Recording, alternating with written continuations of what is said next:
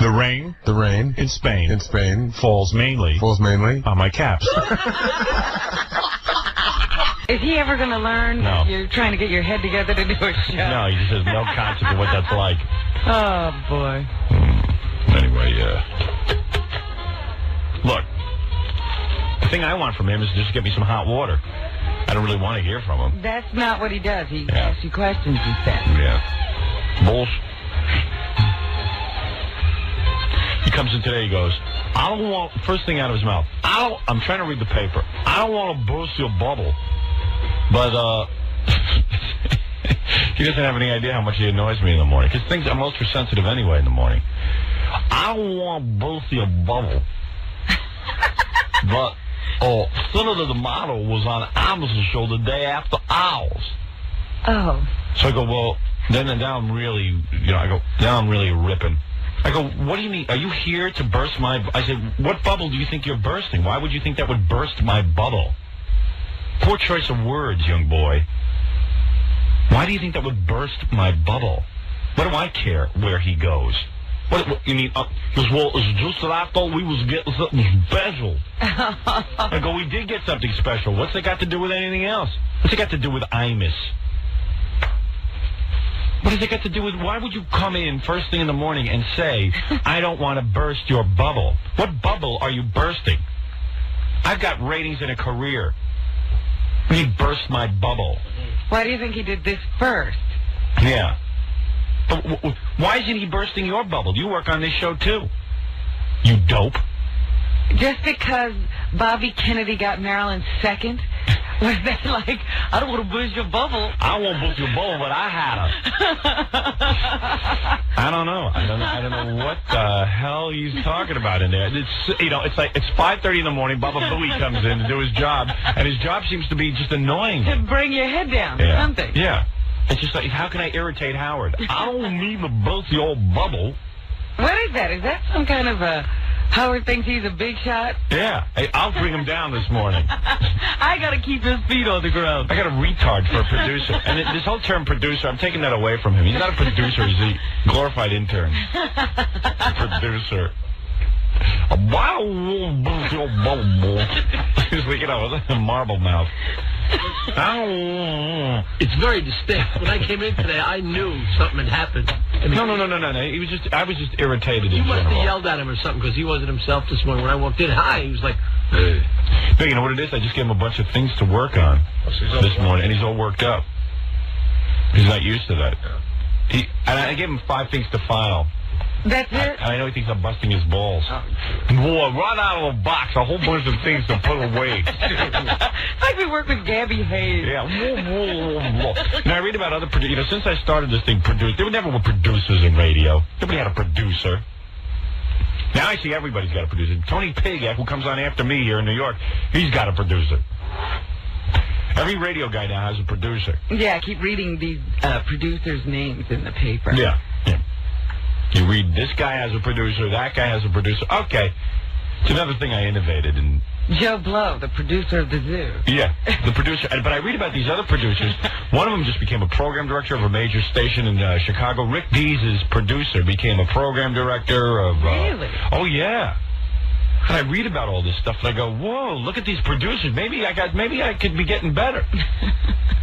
Maybe I'm not really... handling that part of our lives well. Yeah, maybe somebody could actually be doing something for us. Instead of coming and go, I want to burst your bubble. Yeah, bursting our bubble isn't what we want a producer to do. Hey, I want to burst your bubble. Gary seems to produce mostly stuff out of his ears and nose. And film for his teeth. Yeah. I don't want to burst your bubble. I just produce something, Howard, and I got to tell you about some wax for my ears, some snot for my nose, and some film for my teeth. Hey, look at this. Yeah. What is this? We're studying what comes out of him. It was so productive. All I know is he goes outside on the street and he picks his nose and is studying it in the street. Yeah. And then he picks his ear and he's studying Why does he have to look at everything that comes out of his body? Why bother looking? And why does he have to do it during the show on camera? Always picking. Hey, you gotta admit he's relaxed. can you hear him boiling in the office? You know he wants to come in and defend himself. Oh, yeah, I can't believe he hasn't run in here. All I was trying to say is I don't want to burst your bubble. I don't want to burst your bubble. Interesting. I said to him, why do you assume that would burst my bubble? And why didn't it burst his? You're right. Yeah. Why didn't he get upset? If there's something to be upset about. Well, I just assumed we had something exclusive. I go, why do you assume that? The senator needs as much press as he can get in a positive way right now. Well, I'm not in charge of his schedule. Well, I'm the only guy on the radio? Yeah, he's your personal senator? Yeah, right. He's my senator now. He's in my back pocket. You know when Henry Hill said he could be reached? I could reach him. Howard Stern can reach him. No, he's reachable. It's a man who's going to go on a lot more radio shows than just this one, or Imus, or anybody else. Well, we should have banned him from prime time, too. Yeah. Sam Donaldson. I don't want to burst your bubble, but Senator D'Amato was just on prime time with Sam Donaldson. Duh. I don't want to burst your bubble. Gary, I didn't think you were coming in because I beat up on you so bad already this morning. I wasn't. Yeah, we knew you were hiding. But now he wants to tell his crack house story. Well, since I almost died for you and you totally could give a crap, I figured I'd at least come in and tell my story. Well, why not die for me? Yeah, right. So worth it. Well, since I almost died for you. Oh, burst your bubble. I don't want bubble, but I would tell you something right now. What I did on Friday was the stupidest thing I ever did, and I would never do it again. It really was silly for me to... I mean, it's only a TV show. I mean, I know it's a good TV show. I can name some more stupid things you've done. Yeah, but now, I've never done anything that stupid danger-wise. Oh, you actually had to do some work on Friday, and you think that was stupid? Yeah, right. I see. It's like we've never risked our lives for this show. Nah. Not like this, you haven't. How do you know? How do you know what I've done? Because I'm with you every time you do anything. You haven't been with us all the time. That's right. You came into it in New York. Right. We were doing plenty of stupid things before we met you. The reason we got you is so you could do all the stupid things. But I'm telling you, this was the most ridiculous thing I've ever done. But yeah, meanwhile, you can't stop talking about it. You get a whole story out of it for the rest of your life. So then tell it yourself, man. All right, goodbye. Goodbye. I don't need to tell a story. Good. See you. Hey. I hope that you, I didn't burst your bubble.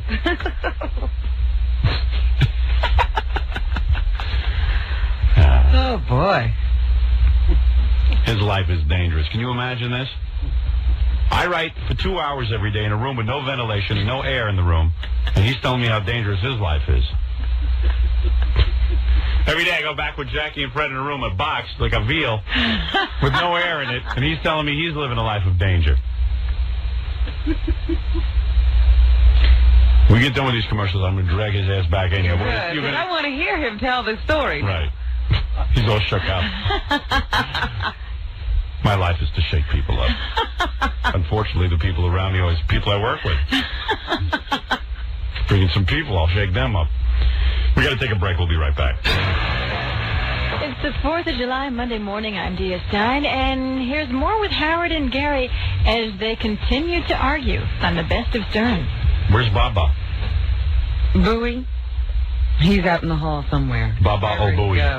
Oh, come on in, Baba Booey. Don't be a baby. How could he get this upset? I'm just yanking your crank.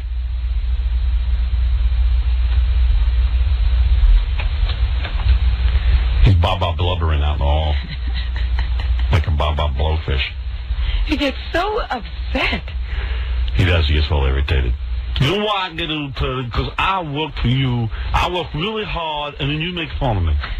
That's why I get hurt. Come on, you got to admit you were pretty irritating this morning.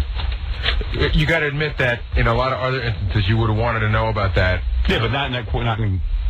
It's just weird how you put things. Well, no, it's just weird that was one of the things you didn't want to know about, so you hate it. It would be nice everyone. No. I don't mind knowing about that. It's just interesting your reaction to me. I don't want to break your bubble. What is that? That wasn't my reaction. I don't want to burst your bubble. Okay, so listen. Go. Oh, what? Hey. What is wrong with him? All right, I'll pick on Fred then. I know. What, Fred, huh? What do you think of that? That was very intense. Yeah. You told me you didn't know. Then I wanted. So if I don't know, how many times will you keep asking me if I know? But I mean, that's not a satisfactory answer. I don't know. In other words, Well, what do you need a satisfactory answer? What's that? Why do you need it? I don't have that answer, so why do you need that answer? But you sort of do have that answer. You can tell me a little bit more of what's going on. You just What do you want me to tell you? In the dark. I choose to keep you in the dark. You think that I am choosing? This is a master strategy on my part. No. It's just not that. Tell me what you know about it. I want you to be totally honest in front of an audience. So I don't know anything. What do you know so far? What is your summation of all the information I've given you? What do you think the answer to your question is? Well, I know that you're working on putting some things together. Right. What am I working on putting together? But you tell everybody. But you don't tell us what your progress is. We don't know where you are. That's the point. I know you're looking for an executive. You're looking for an executive. Right. So what is my progress? Well, have you interviewed some? Have you talked to anybody? Is there anybody that you like? You need to know that in order to function on your job. No, I don't need it to function. I think it would just be nice to clue us all in. I don't need to know it. What is it that you think that I have clued you know as much about this situation as I do? But is he speaking for all of us here? No, I'm speaking for himself. I hope he's speaking for himself. Yeah. What is it you think that I know that I'm keeping you in the dark about? What did I just say? About an executive producer? I told you I cannot begin looking for an executive producer until I ironed out all my problems with WOR. Right, okay, so what are those problems? Those problems are that I have not decided on whether or not I have a TV show based on whether they can afford to hire these people. How much more information do you need than that? When are you going to decide? That's a question. I don't have the time right now to decide on who I can go interview. I'm very busy. So I don't have an answer for you. How much of but in order for you to function on a daily basis, no, it's not for me. Why do you need to have an answer? I don't have an answer for you. Because it would be nice to go to a job and have an idea of whether it's going to last 6 months or 6 more minutes. You want to know whether or not your job at WOR is going to last 6 months or 6 more minutes. Right. You can assume that your job will last as long as 6 minutes or 6 months. None of us has an answer. Nothing is guaranteed. You know what you need to be? A union worker at a steel shop. No. You'll get in a union and they'll tell you how long your job will last. And you get to your pension. And you want to know something? I'm not the only one who you need to be a teacher. The only person who has the balls to ask you. No. Who are these other people? Other people have asked me from time to time, and I explained to them, I don't have an answer. I have been trying to put together a production team, and I don't have an answer. What do you think I am keeping you in the dark about? Well, now I know. But I've told you this 900 times. Yeah, but I just don't know what status we're at. How much? Here he goes again. Him on a daily basis. Not a wrong. I don't know what status we're at. I don't know if the TV show will be another week or 7. I can't give you an answer. But do you think this is a horrible thing to ask you about? Over and over again, yes. You're still asking me, and I gave you the answer. I ask you every couple of weeks. You're like a retarded child. I ask you once every 2 weeks, which isn't a horrible thing. No. You ask me on the phone every time I speak to you. No, not every time. Constantly ask me. So I'm in there reading the newspaper, preparing for my show, and every couple of minutes, I get the question, what do you think? No, where did it go from every... I hear it all the time out of your mouth. I don't have an answer. And what you should do from now on when you have these questions is call WWOR. I'll give you a number to call, and you can call my agent. You're the only one who knows. I'd love to call your agent. He might actually talk to you. So then call him. But and I don't know why this is so important to you. Just perform your job. We're doing a TV show this week. Has my job been any less not knowing these things? Yes. So you're annoying me in the morning with your questions. But that has nothing to do with me being any less productive. And you're telling people that my brain is smoking from the question. It's not the question. I have been no less productive not knowing the status of the show. I just would like to know, but I will not. But you have been less productive. That's not true. Because you are annoying me. So you are less productive. The less productive that I am. I might be more annoying, but not less productive. I'll tell you your correlation. Your job is to make me tension-free. Well, then you better get someone else. I obviously can't handle that function. Your job, before I fire you, I'm about this close to firing you right now for real, because you don't understand the basis of your job. Your job is to make sure in the morning that I read the newspaper, so therefore the newspaper should be there, the door should be open so I can get in quickly. Now you've taken care of that. Now when I'm reading the newspaper, you must value your words very carefully. You must sit there and evaluate, gee, Bols is reading newspaper. Actually, that should go through the rest of your life when I talk to you. Not just reading the paper, but all day long I should value my words. Right. Right. Everyone should walk around with trepidation and walk on eggshells. No, not trepidation. No, just me. No, you. Just me. I'm talking about your job description. I've got it now. Now, on the other hand, I have gone to Fred on many occasions. I said, Fred, have no trepidation. I want to hear every one of your ideas. You're my writer. I don't care. Give me your ideas. We want you to elaborate. I want you to talk to me during commercials. I want you to talk to me. And I've said the same thing to Jackie. So Jackie and Fred have a different job than you. Right. Your job is to My make my job life is to easier. shut up, and Fred's job is to talk. And Right. both of us are doing our jobs wrong. Right. I No, got you. that's right. There's room for improvement on both of your parts. Now you're starting to understand. Now, let me explain something more. As long as we're on the topic of your job description, let me keep going in this vein. Right. When I am reading the paper in the morning, Right. all right, and you walk in, and it's essential that I sort of get through that because the more prepared I am for this show, the higher my ratings will be. The higher my ratings means I might be employed longer, which means you're going to have a job. Because the day that I'm out of here, K-Rock will fire you. I guarantee you that. I know that. So when I'm down, you'll be down. Got it? Got it. Okay, now, so when you're sitting and evaluating your job and you say, when would be the best time to ask the boss the 900th time what's going on with the TV You were show? done reading your paper at that point. No, Jackie I wasn't was done. talking to you. Jackie was talking to me. About nothing. What was it? Don't evaluate what Jackie and I talked about. Jackie is a writer. I told him to interrupt me whenever he feels like talking. You just told me to evaluate when I can talk to you. I evaluated that you and Jackie were But having why small would you talk, have asked which was not the gonna be a big same question interruption. over and over again like someone who is of low IQ? No. And you The have a last very time high Last time IQ. I asked you that question was about a week and a half ago. All right, And now I got repeat after me. satisfactory answer. Let's see There if you will be got no it. repeating today. Let's see if you can There repeat will be that. no Let's see if you repeating can do today. this. I will serve Howard faithfully. I'll help you out. I could be your pal. I will try not to think. I will be invisible, and I will go to a tooth shrinker. All right, if there is such a thing. Is there such a thing as a tooth shrinker? I've never heard of such a thing. He still doesn't understand his job description. This is the these, problem. These conversations baffle me. How they go My on. job is to anticipate your mood, Right. which is a spin of the wheel. No. Well, just on that note, I don't why want- would you come to him at the very top of the morning and say, I don't want to burst your bubble? Yeah. Because on a other Why would that burst my bubble? On any other day of the week, I could walk in and do the same thing, No, you and couldn't. he could brush it aside and it would mean nothing. Or he could say, oh, Well, I I didn't find know it that. curious that But my today- bubble is burst, but today- yours isn't. Why isn't your bubble burst? It was. He comes in this morning, for those of you just tuning in, and says to me, we got to break for spots. I'll continue this when we get back. And let me tell you something. These conversations are good because they seem to make you clear on your job. Well, you need to have these conversations on the air. These are important. Yeah, they are. What? I think Gary's trying to say he's learning from it. Oh, okay. So if I can continue having these Oh, conversations on this the air, is you'd good. appreciate Okay. it. It's a good thing. Yeah. I'm going to make you a crack producer yet. Robin says I shouldn't even bother. There's no way I can mold you. I'm going to show you that I can. I don't take... You know what? I'm not listening to her. You know what? But, it's true. Because he has been continuing to try to do this Right. in spite of everything I said. He's going to Robin make you says, into a producer this is yet. the wrong career for you. I say it's not. I think you can be molded. Howard feels that he can make... In fact, this is like a Pygmalion kind of thing. Well, you guys are stuck already because now you've tried so long All right.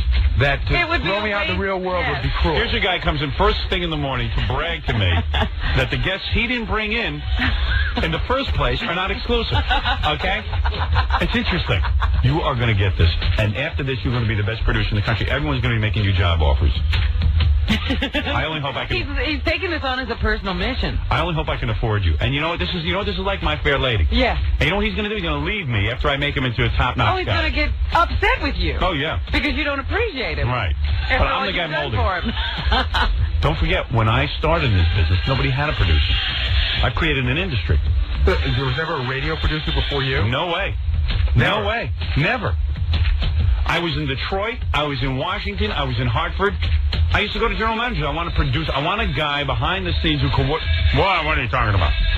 Why can't Robin do that? I go, well, Robin's doing news. Why can't you do that? What are you doing? I'm busy writing and creating.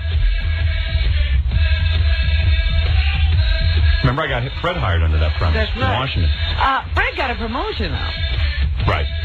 Somehow we can't promote Papa Booey. No. To what? To where? There's nowhere for you to go. Right. We'll be back right after these important words. I am me. I am me because of Wolf. Because of Wolf. Stop laughing, Jackie. Don't make me ask you for lists. Don't make me ask you for lists. You understand what I'm saying? Come here. I tell you, I got a retard working for me. I wish you were here for this discussion. Really? Did you hear it? Does anybody else hear these discussions? And the guy doesn't stop talking while I'm yelling at him. He doesn't listen. He knows what you're going to say. Did you hear that? He goes, I know what you're going to say. And then he says it, and it's not what I was going to say.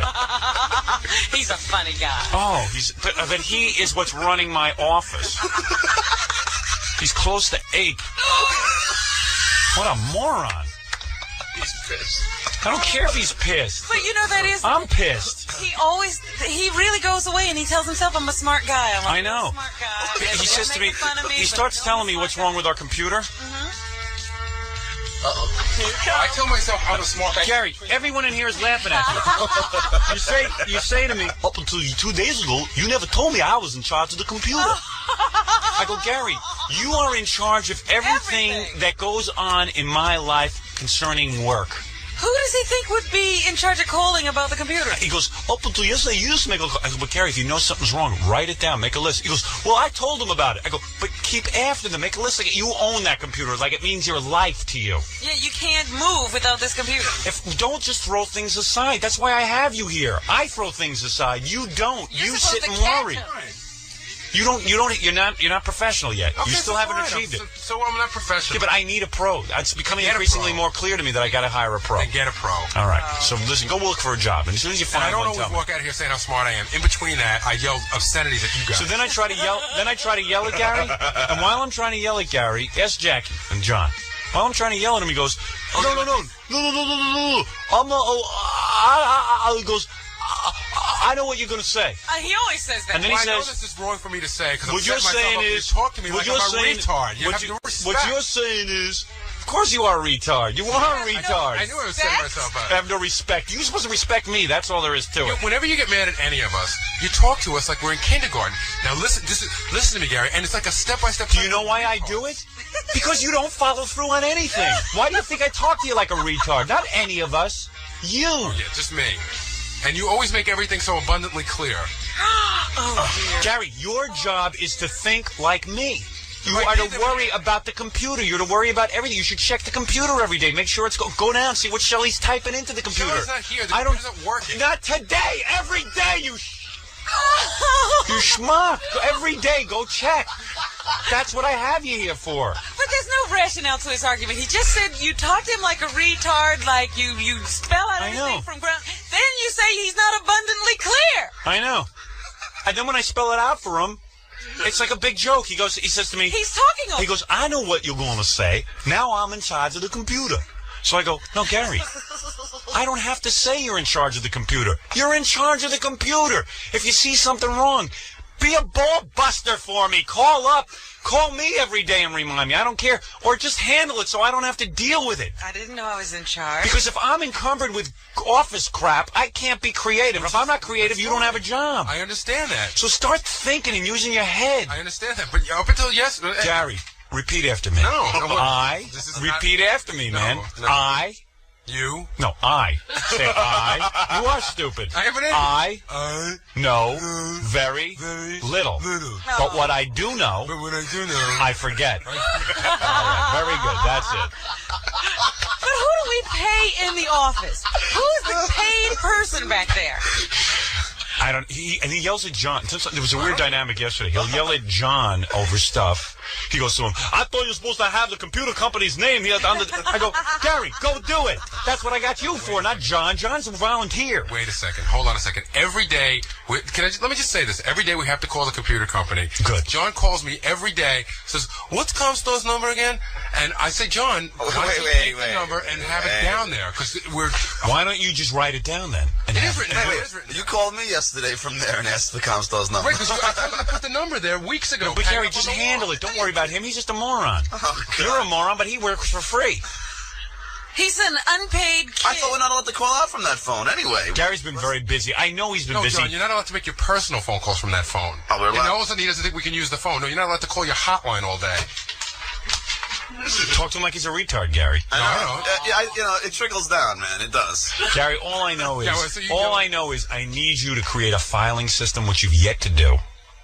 Which I've been after you for 5 years, to create an incredible filing system so that You know what he does? Like, for example, he opens my mail every day, right?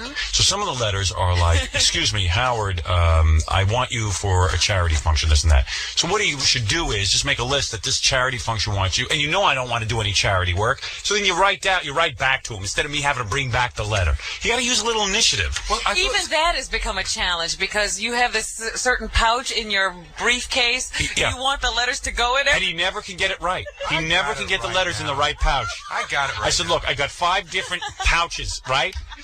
All you have to do is put it in the 3rd row.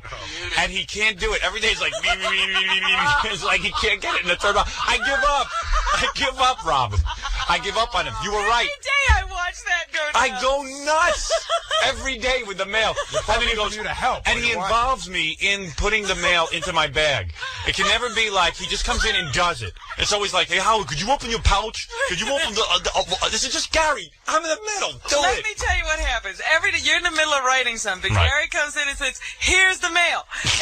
It's like a big announcement. Gary, I told you it goes in this pouch. I never. Every day, wait a minute. Every day, Gary puts it in the wrong cylinder. So he goes, no, it's this one. How many times? And then he says, I talked to him like a retard. Wait a minute. We're not done yet. It's still not in. Right. Then he puts it in so it's sticking out, and you go, no, and make him turn it around. I know. That's every day. Every day. He's Baba Booey. I'm telling you, Gary, you're Baba Booey. Can we get a cable show for like 5 minutes so I can call you guys the real names? Oh, Gary, really, you're out of it. And really, you really are out of it. So maybe it's time for me to make a change. Where are you going to go? No one's going to hire you. Don't worry about me. You shouldn't have to worry about All right, me. then make a change. Make a change. You do what's best for you. Make a change. Oh, Gary. I'll somehow get by. You're what's best for us. You're the best. You're Baba Booey. We love you. I'm a wealth of material. Well, that you are. You are Baba Booey. Listen, I love you. I love you like you're my son, my retarded son. But you're a nice guy. You're a great guy. I love talking to you on the phone. But you gotta just start busting balls and be on top. And don't wait for John to notice stuff. You've got to be the guy in there. You got to go through the computer every day, see where it is, see where it's prepared. Now all of a sudden you got best stuff to prepare. You don't even know the dates are out of order. I didn't know the dates were out of order. That's one of the things we reported to you. Go driving would take it. Don't report to me. Report to the computer company. Stop reporting to me. Write down everything and call them every day. And develop relationships with people. Okay, I'm working on it. I got to go work on the computer. Go ahead. Work on something. Show me some initiative. Good load. I got guys. Can't even think. Nobody takes initiative around here. I need a guy who could. I need an office manager, sort of a producer type. You should see. Joan Rivers must be doing something right because she must bust their balls. Oh yeah. She got people carrying their dogs. She got people hopping too left and right. Believe me, that dog's paws never hit the ground. No way. She knows how to set people up. Me, I'm sitting there with a guy. It's the closest thing to a slug. I tell you, and I say, Gary, do something for me. Do just one thing for me. Get it all caught up for me, all right? Take phone calls. Take messages. Talk to people. Organize. He can't do more than one thing at a time. No, that's another why thing. You try to make his head explodes. Friday's the worst thing. We have to leave for the TV show, and he's like, ah! He goes, you don't understand. I'm very busy back here. I go, yeah, well, that's what you should be, busy. Oh, wait a minute. no. Perfect example of a bad habit, and it's just your impatience. I'll be on the phone, talking to somebody, trying to book a guest, and I'll be saying, well... What guest have you booked? Go ahead, yeah, go ahead. Peter Lemongello. Peter Lemongello, which I'm going to shoot you for. He's got Peter Lemongello lined up for 9 o'clock that we have to interview. Are you kidding? I got news. Pete Townsend declaring himself a homosexual. You tell a guy like Pete Lemongello, we'll get to you when we can get to you. Well, you got to give him some time. You tell him sometime between 9 and 10. Give us a phone number. We'll call you. Well, I told him we'd call him between 9 and 9:30. All right. We were supposed to be. That was going to be a fine time. You just told me to move it. All right. Peter So I'll be on the Lemongello. phone. Okay, I'll be on the phone. I'll be talking to somebody. Say I can't book any guests. Right. Go ahead. But I'm talking to people who have big guests. From now on, listen, I don't have time for this today. I want pens in every one of your pockets. I want a notepad in your hands at all time. I want you to walk around with a notepad and take constant notes. I do. No, you don't. I don't see you with... I always write I know stuff guys. I see Joan Rivers' person. Did you notice what she walks around with? She has a clipboard with notes. Who? I don't know. Woman's name. I'll get you. I'll find out that information Can I just for you. finish this thought? And walk around with an intelligent look on your face. Well, one or the other. Can I just finish this thought? So I'll be on the phone, and then you'll suddenly have some thought that is immediate. That's right. And you'll go, Gary. Right. Gary, and you'll start yelling into the phone, and I'll be like, excuse me, can you hold on? No, Gary, and you can't get anything done. Of course my head explodes. Now you're going to understand something. There is a 2-hour period when I step off the air that is very intense. Right. Very intense. There is a minute that you can miss just to let me get right off the call, and I'll get right to you. And what I'm going to tell you is this. I am busy writing television, radio. I realize your life is difficult. I write books. I'm making deals so that this radio show can expand into other regions. You understand how busy a man I am? Do you understand what I make happen every day? Do you have any conclusions that you have drawn so far from all of this? Tell Jackie and let Jackie what? Jackie is a drunken down... As busy as it gets. Drunken writer. I don't have him for that. As busy as it gets, we are never too busy than to sit there And watch it. and ignore the door as it pounds on the door and say, who is it? All right, look. Gary has this move. We lock him out of the office every day, and when he wants to come in, we make him bang on the door, and we're totally quiet for like 5 minutes. Remember when he came to the door in California? What was that? Yeah, it's just like that, and we just sit there. He said, I can't believe I came 2,000 miles for you guys to break my balls and not let me through the door. Well, once again, it's Fred who always gets me, because Fred does his voice, and he goes, who is it? I go, Gary, what? I go, Gary, I can't hear you. Go, Fred, it's Gary, what? And I know he's kidding, but I never know it at the moment. Let's just go back and be a ball buster. Oh, man. Come on, really get on top of things in the office, all right? Understand every facet of the computer. Understand. Just take some time and really learn. Instead of reading those stupid spy magazines every minute. Hey, boss, you know what? The Slot Saloon is being sued by 9 people. I read it in Spy. Just go back there and learn everything in the office. I'll read Spy magazine. You read the computer. And stop coughing over everyone. That bronchitis. Baba bronchitis. Oh, man. Baba Booey. Baba Booey. Baba Booey. There goes Baba Booey. Baba Booey. Baba Booey. Is there a secretarial course I can give him where he would learn? He could go to one of those business schools. I'm going to enroll him in business school. I'm going to pay for it.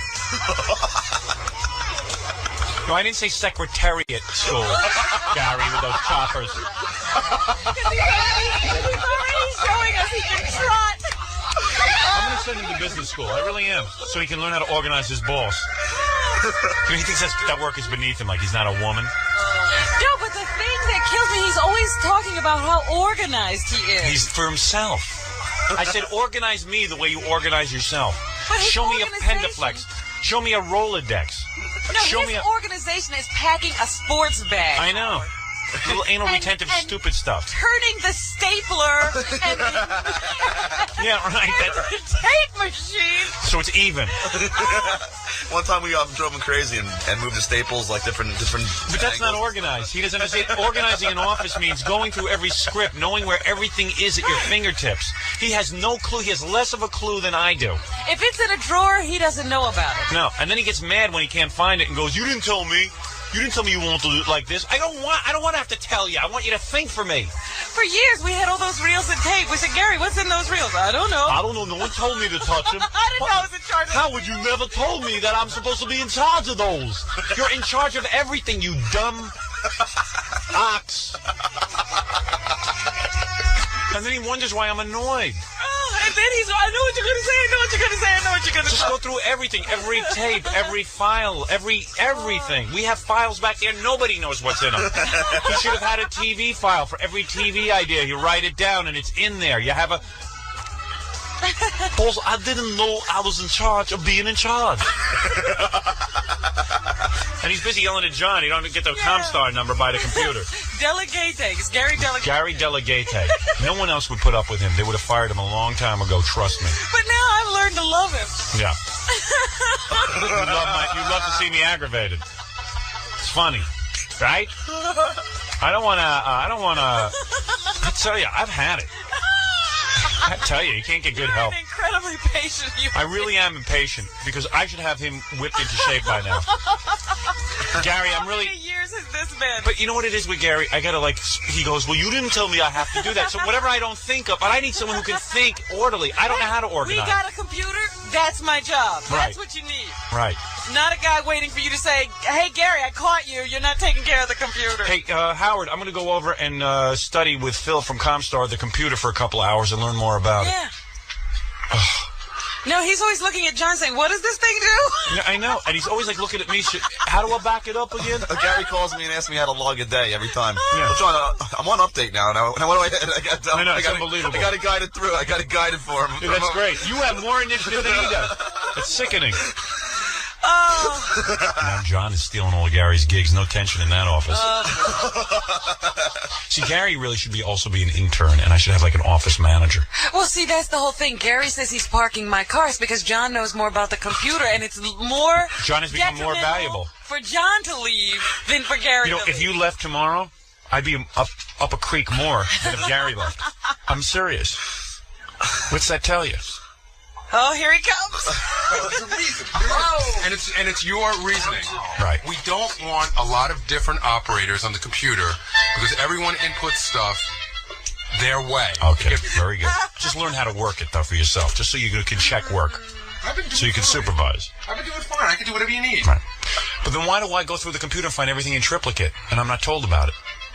Or you didn't know about it? We did know about it. And we did. You did know about it? You didn't know about that because you never looked. We did tell you we were having... All right, listen, please. We'll take this up afterwards. Please. I'm not going to air our dirty laundry. The royal we. We did. We. We told you. Gary, come here. We're going to start easy. What are the vowels? A, E, I, O, U. Right. See, we have these arguments all the time. I need a guy. He doesn't listen. I need a guy to do everything for me. I need him to grow. Anybody looking for a guy? He's good in a lot of things, though. He is. He is. Everything we've taught him. He does well. He's got a lot of qualifications if anybody's looking for someone. In fact, there's stuff growing out his teeth. What happens in here overnight? Why do people steal my things? Where is all that stuff? I just left it laying here. I thought this was your studio. It's my studio. Oh, it is Baba Booey. How come you were late? What?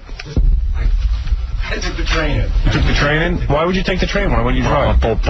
It's very boring to the No, it's not boring to me. Get on there. Why did you take the train instead of your car? What's the matter? Your wife need the car today? No.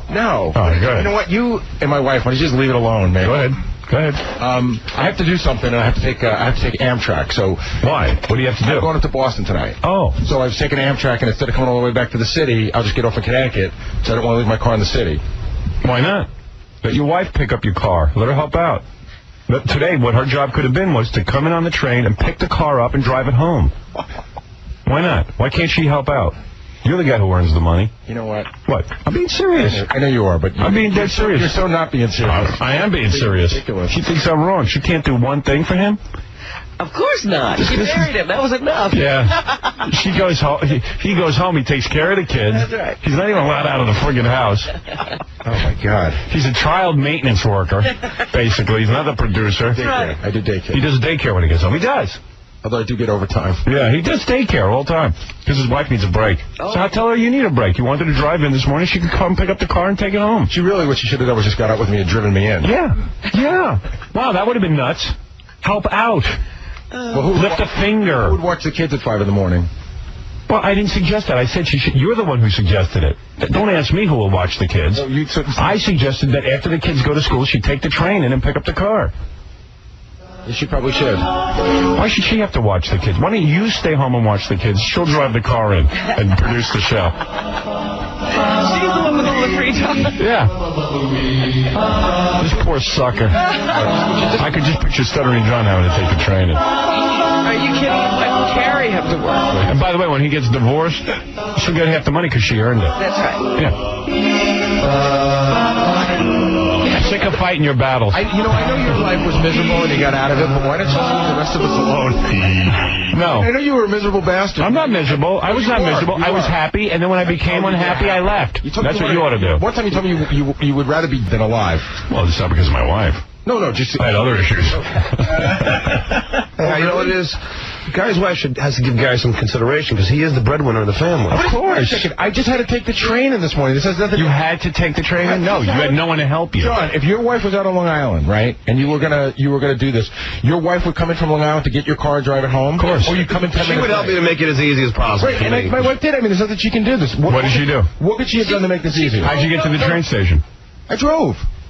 That's the whole point. My car's in Connecticut. Oh, you follow that's so she could have the car for the weekend. No. How did she help? She rolled over. Stop. She rolled over so he could get out of bed. Howard, stop. You don't know anything. I know everything. She doesn't remember. She has her own car. I don't care. This guy's going to have What are you saying the F word on the air for? Leave me alone. Hey, leave. Yeah. Leave if you can't control your language. What's the matter with you? Get out of here. No. No, leave. You just said the F word on the air. Yeah. No, leave. Leave. No. Leave the room. I won't. You just said the F word on the air. I've got no use for you. I don't mind if you get mad. I'm mad. You're mad, but you don't say the F word on our air. Leave me alone. Then leave if you want me to leave you alone. No. Don't sit in my studio and tell me to leave you alone. No, I want to stay. No. He says, leave me alone, and he stays. I'm not. As long as I see those teeth and lips, I'm going to talk to you. If you stay in here, I'm going to be tempted to talk to you. I respect that you're irritated. Leave. I would rather stay in here and deal with it then, because when you leave, it only gets worse. This isn't a public park. I won't curse anymore. Just because you're upset about your life, don't take it out on me. I was fine with my life till I got here. You're upset with my life. I'm fine with my life. You're upset with it. You know you're upset. Why else would this get to you? Would you stop telling me what I think? Why would this get to you if you're not upset? Because you take everything and you blow it up and you twist it and contort it. I'm just saying your wife could help. If it didn't... Yeah, fine, she could help. This morning there was nothing she could do. You're angry because you go home and have to take care of the kids. Nothing she could have done to help this morning. Yeah, she could have. She could have offered to let you drive in, and she'd pick up the car later in the day. How's she going to pick up the car? Take the train in. No, you're crazy. Take the train in, do a little shopping with your money, and then take your family. No, your ex-wife would have done that. Your girlfriend would do that. Nobody does it. Sure, she would have. It's a waste of time. Strangers would do that. It's a waste of... No, you pay strangers to do that. No, my girlfriend would help me out. It's a waste. My girlfriend's more loyal to me than your own wife. It's a waste of time for somebody to come in and pick up a car. F you. Can I ask a question? Right. How come you couldn't... You can't ask anything, Fatso. Beat Gary with the fish. What, John? How come Gary couldn't have just driven in and then driven to the Amtrak station in Connecticut and then his wife picked the car up from there? Because I have an answer for that. Because the Amtrak station in Connecticut doesn't have a train that I need to get up to Boston. It doesn't stop in Connecticut. Whatever. I mean, listen, I worked this a lot. I didn't come in 5 minutes late. Gary's alone. If he's got something to do, he has to do it himself. It's 5 minutes late. I apologize. It's not that I mind you being 5 minutes late. I told the guys I was coming in late. I had everything set up. I know. No, I mean, I wasn't like trying It's not that I'm mad at you 5 minutes late. I just feel bad for you. I know you don't see it now. No, go feel bad for yourself. I don't feel bad for me. I'm happy. Don't do your shrink thing. Leave me alone. No, I don't need a shrink when I have you. You said He's 3-4 really days a more week. than 5 minutes late. Oh, yeah. He gets here a lot earlier. Yes, right. He's like 25 minutes late. Yeah. His wife couldn't help him. It's all right. He's a loner. You know, she's got the house and the kids and the... And what more does she need? And she's got a full-time babysitter with Baba Booey. I'm going to read to the kids tonight, and then I'll give them their bath. Okay, ask you a question, Gary. Sure, go have a party, John. Hell on, as you love to do. Saturday, now you have an appearance, right? No, tonight I have an appearance. Okay, so does that mean Saturday it's your turn to take care of the kids? No, I'll get home at about 2 o'clock. I get home and... Oh, you already worked out? You know what? He's already got his schedule. Because he's busy having fun at his appearance. About it, all right? All right, so you are upset about it. No, I just don't want to... You're working Friday night, and then Saturday you get home, and then Saturday you come home. It's true. I love when he laughs. I know, he looks like a retard. I love it. The man sucks the life. His whole energy comes off of people's misery. So Saturday you have to watch the kids? Yeah, my wife's doing something. No. She got a babysitter. Oh, man. What's she doing? What's she got to do? She's selling her jewelry. She's actually selling Scott Einzinger's fiance jewelry. Oh, that's good. Because that's a big money-making... She makes $1 necklace. That's a big money-making proposition. That's going to make zero. Your wife is selling zero. No, you know what it makes? What? It makes her feel good. Yeah. Come here, Lucas. Come here. Lucas, I have to watch you for the next 4 hours, even though I'm exhausted. You are. And what does he do on Sunday? Now I know why you're mad at me. No. You know what? You can curse again. We need a day off. We hang out as a family. Gary, I understand why you're upset. It's not me. I'm sorry. I'm so sorry. You know what? I'm laying off you. He had to be 5 minutes. I'm laying off you. I'm sorry. I'm sorry. No, I said, would you? I'm apologizing. No, I'm saying, would you lay? I'm asking you. Yeah. You're offering it. I'm accepting it. I will lay off. Can I ask you just one last question? No, John won't, but I will. But he had to be 5 Hold on. minutes late. Let me ask you a question. He had no choice. Does your wife know that your parents' work, it's not fun? Or, Yeah. Or does she think it's fun? No, she knows it's work. No. It's not fun. So you get home after like 6 days of work, then it's like, here's the kids. I'm happy. She's working also. Oh, She's selling my jewelry. Gary, honestly, who sleeps late on Sunday and who watches the kids Sunday afternoon? I'm not talking about that. come on. Tell us everything. She sleeps late on Sunday? You got to be friggin' kidding me. I swear I'll lay off. Are you crying? He's crying. Not crying. He's gonna cry. Gab, I love you. I love you like a brother. You know what? Can I tell you something? Can I tell you something? I know you don't think I do. Look me in the eye. You're crying. No, look me in the eye. I'm looking. All right. All right. I can't talk about this anymore. Really? Yeah. Is it too painful? Ooh. You know what? I just don't want to talk about this anymore. You're crying. No, I'm not crying. You are crying. I am not crying. Gary is crying. That's all I'm saying. I'm not crying. You know what? I swear to God, I'm laughing, crying, but I'm not crying. I'm sorry. I want to That was apologize. awfully horrible of you. You know I'm what? not You crying. can't kick a dog when he's down. That's awfully horrible. Well, that's true. You and John. No, I'm on your side, Gary. I think Sean, you have never been on my side. John, so I got to shut tell you up. something. I am on his side. No, I am too. And the reason he's You know what? The crying... funny thing is, he's on my side. I am. You're not. How am I not on your side? Because you're just in here to sort of dissect me as much as you can for your own amusement. Okay, so then tell me, who's watching the kids on Sunday? We both are. No, we both are. You can't sleep late Sunday? You have to both get... because she got up early on Saturday, so I... Come on, my goodness. Honestly, man. I'm sorry. I apologize for ever bringing this up. I couldn't do what you're doing. No, you couldn't. I'd be gone. I admit. Gary is a good man. I'd have abandoned ship. Oh, man. That's amazing. All right, he's crying. It's enough. And you know what? Special Gary Telebot. I'm crying. I'm crying. We're all crying. I'm laughing. Yeah, I'm going to cry. Next on the See, he feels for me. You just want to know how you can expose me more and make me... No, don't tell me anything honestly, because you can't be honest. Honestly, tell me. Whenever you say honestly, it means you're about to lie. All right. It's partially Gary's fault. Why can't He knows it's his fault. Don't rub He it doesn't in. know how to get out of it. He doesn't know what to do. I mean, he can get like a babysitter to sleep over, and That's the problem. You start throwing more and more money at the situation. No. Gary can't even do that. Right. Because Gary has a job to be involved. You know what I feel like? You know when you got an uncle who's got like Alzheimer's and you just talk about him right in front of him? I know. You guys don't be like, I'm not sitting here. I You know, certain people wouldn't be happy unless Gary was doing it, okay? know. You know, and this is not to rub salt in the wound, but I swear I sat him down. I begged him. I said, Gary, you've got the greatest life I've ever seen. You know what? I He's should trying have just driven in. Yeah. I should have driven in and come back on Sunday to get my car. This guy had a life. I can't even explain to you the life. This guy came, and I was so jealous of this guy. Oh, he was always somewhere.